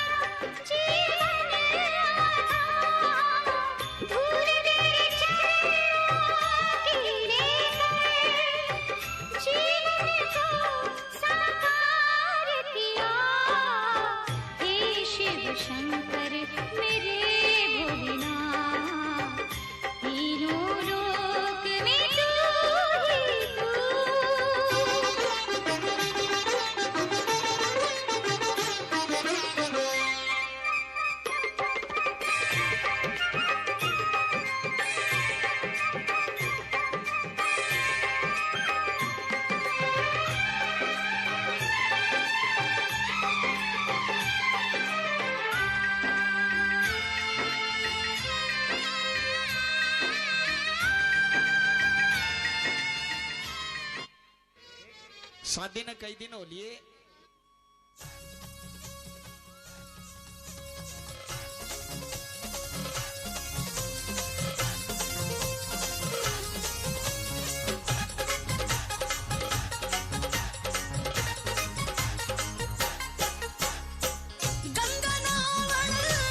देखिए व्यवस्थाएं ना बिगाड़े, व्यवस्थाएं ना बिगाड़े, जिन्हें न्योछावर करनी वो सीधे यहाँ पर करें, सभी ना रोकें।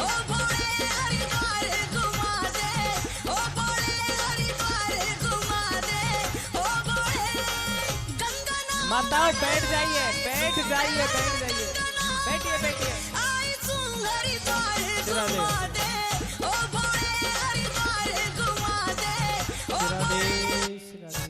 मेरा निवेदन है, देखिए जो माताएं न्योछावर करना चाहती बैठ जाइए आप सभी एक बार।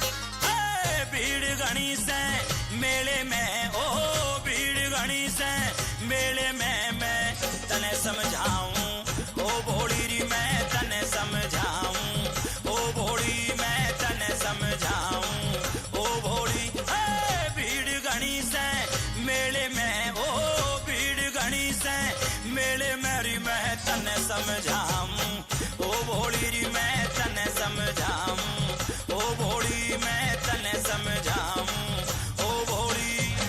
भीड़ घनी से मेले में मैं तने समझाऊं, ओ भोली मेरे पाछे पाछे आ जाने, मेरे पाछे पाछे आ जाने री तने दर्शन कराऊं, ओ भोली री तने दर्शन कराऊं, चल भोली री तने दर्शन कराऊं, ओ भोली।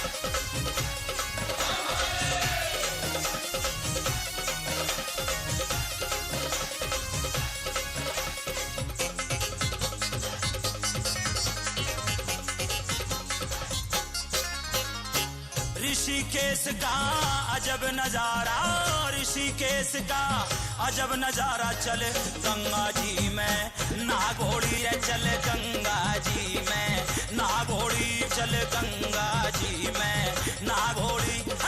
ऋषिकेश का अजब नजारा, ऋषिकेश का अजब नजारा, चल गंगा जी में ना घोड़ी रे चल गंगा जी में ना घोड़ी, चल गंगा जी में ना घोड़ी। ऋषिकेश का अजब नजारा, चल गंगा जी में ना घोड़ी। चोटी वाले के होटल में, चोटी वाले के होटल में आ तू भोजन का गोरी रे, चल चल तू भोजन खा गोरी रे, चल चल तू भोजन खा गोरी।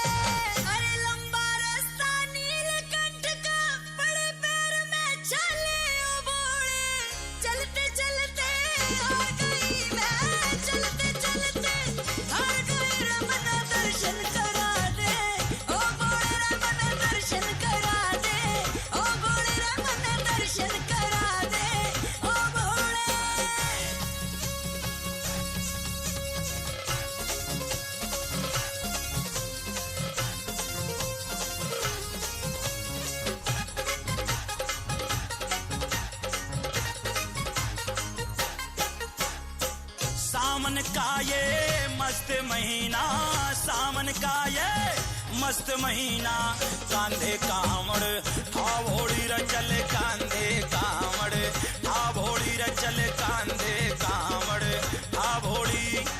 सावन का ये मस्त महीना, सावन का ये मस्त महीना, चल कांधे कामड़ ठावोड़ी रे चल कांधे कामड़ ठावोड़ी रे चल कांधे कामड़ ठावोड़ी। सावन का ये मस्त महीना, चल कांधे कामड़ ठावोड़ी। हर हर गंगे हर हर गंगे हर हर गंगे हर हर गंगे, बम बम भोले गा गोरी रे चले बम बम भोले गा भोली, चल बम बम भोले गा भोली भोले। गंगा नावण आई सू मैं, गंगा नावण आई सू, हरिद्वार घुमा दे ओ भोले, हरिद्वार घुमा दे ओ भोले। भीड़ घनी से मेले में, ओ भीड़ घनी से मेले मेरी मैं तने समझाऊं, ओ भोली री मैं तने समझाऊं, ओ भोली मैं तने समझाऊं, ओ भोली।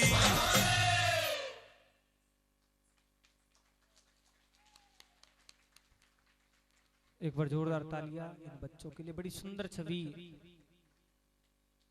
प्रस्तुत की।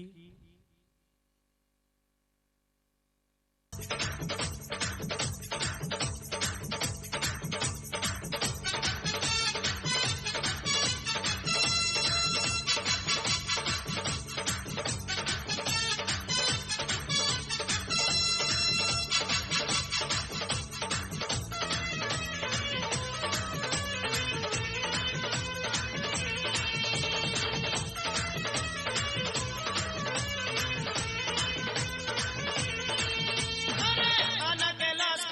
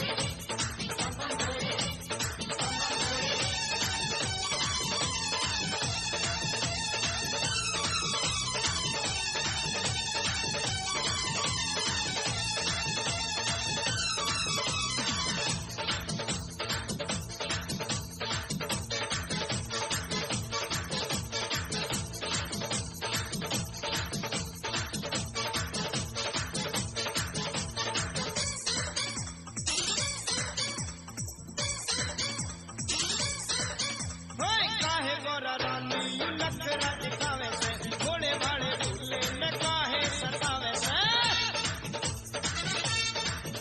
ओए काहे गोरा रानी यू नखरा दिखावे से घोड़े भाड़े झूले में काहे सतावे से अरे इस दिन से भोले हमारे घर में आई है भंगिया ने भारी भारी लादी तबाही से आना के लाश की चोटी लेकर के गोरा रोटी आना के लाश की चोटी लेकर के गोरा रोटी याना भंगिया का भोर लोटा के गुट पीऊंगा याना भंगिया का भर लोटा के गट पीऊंगा ओ भोली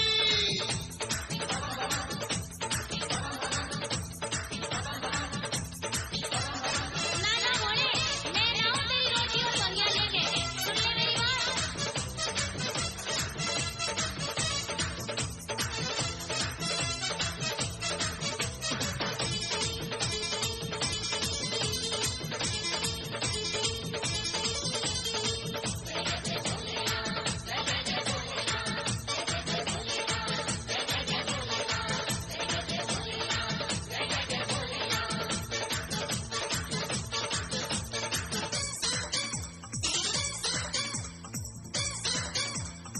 अरे भंगिया का गोरा नशा बढ़ जावे से नखर में आकर के जब तू पिलावे से अरे गोरा पिला दे अरे भंगिया का गोरा नशा बढ़ जावे से नखर में आकर के जब तू पिलावे से अरे जीते न कोई तुमसे बातें बनाने में टूटी हुई नारी को भोले बनाने में आना के लाश की चोटी लेकर के गोरा रोटी आना के लाश की चोटी लेकर के गोरा रोटी याना भंगिया का भर लोटा के गट पीऊंगा याना भंगिया का भर लोटा के गट पीऊंगा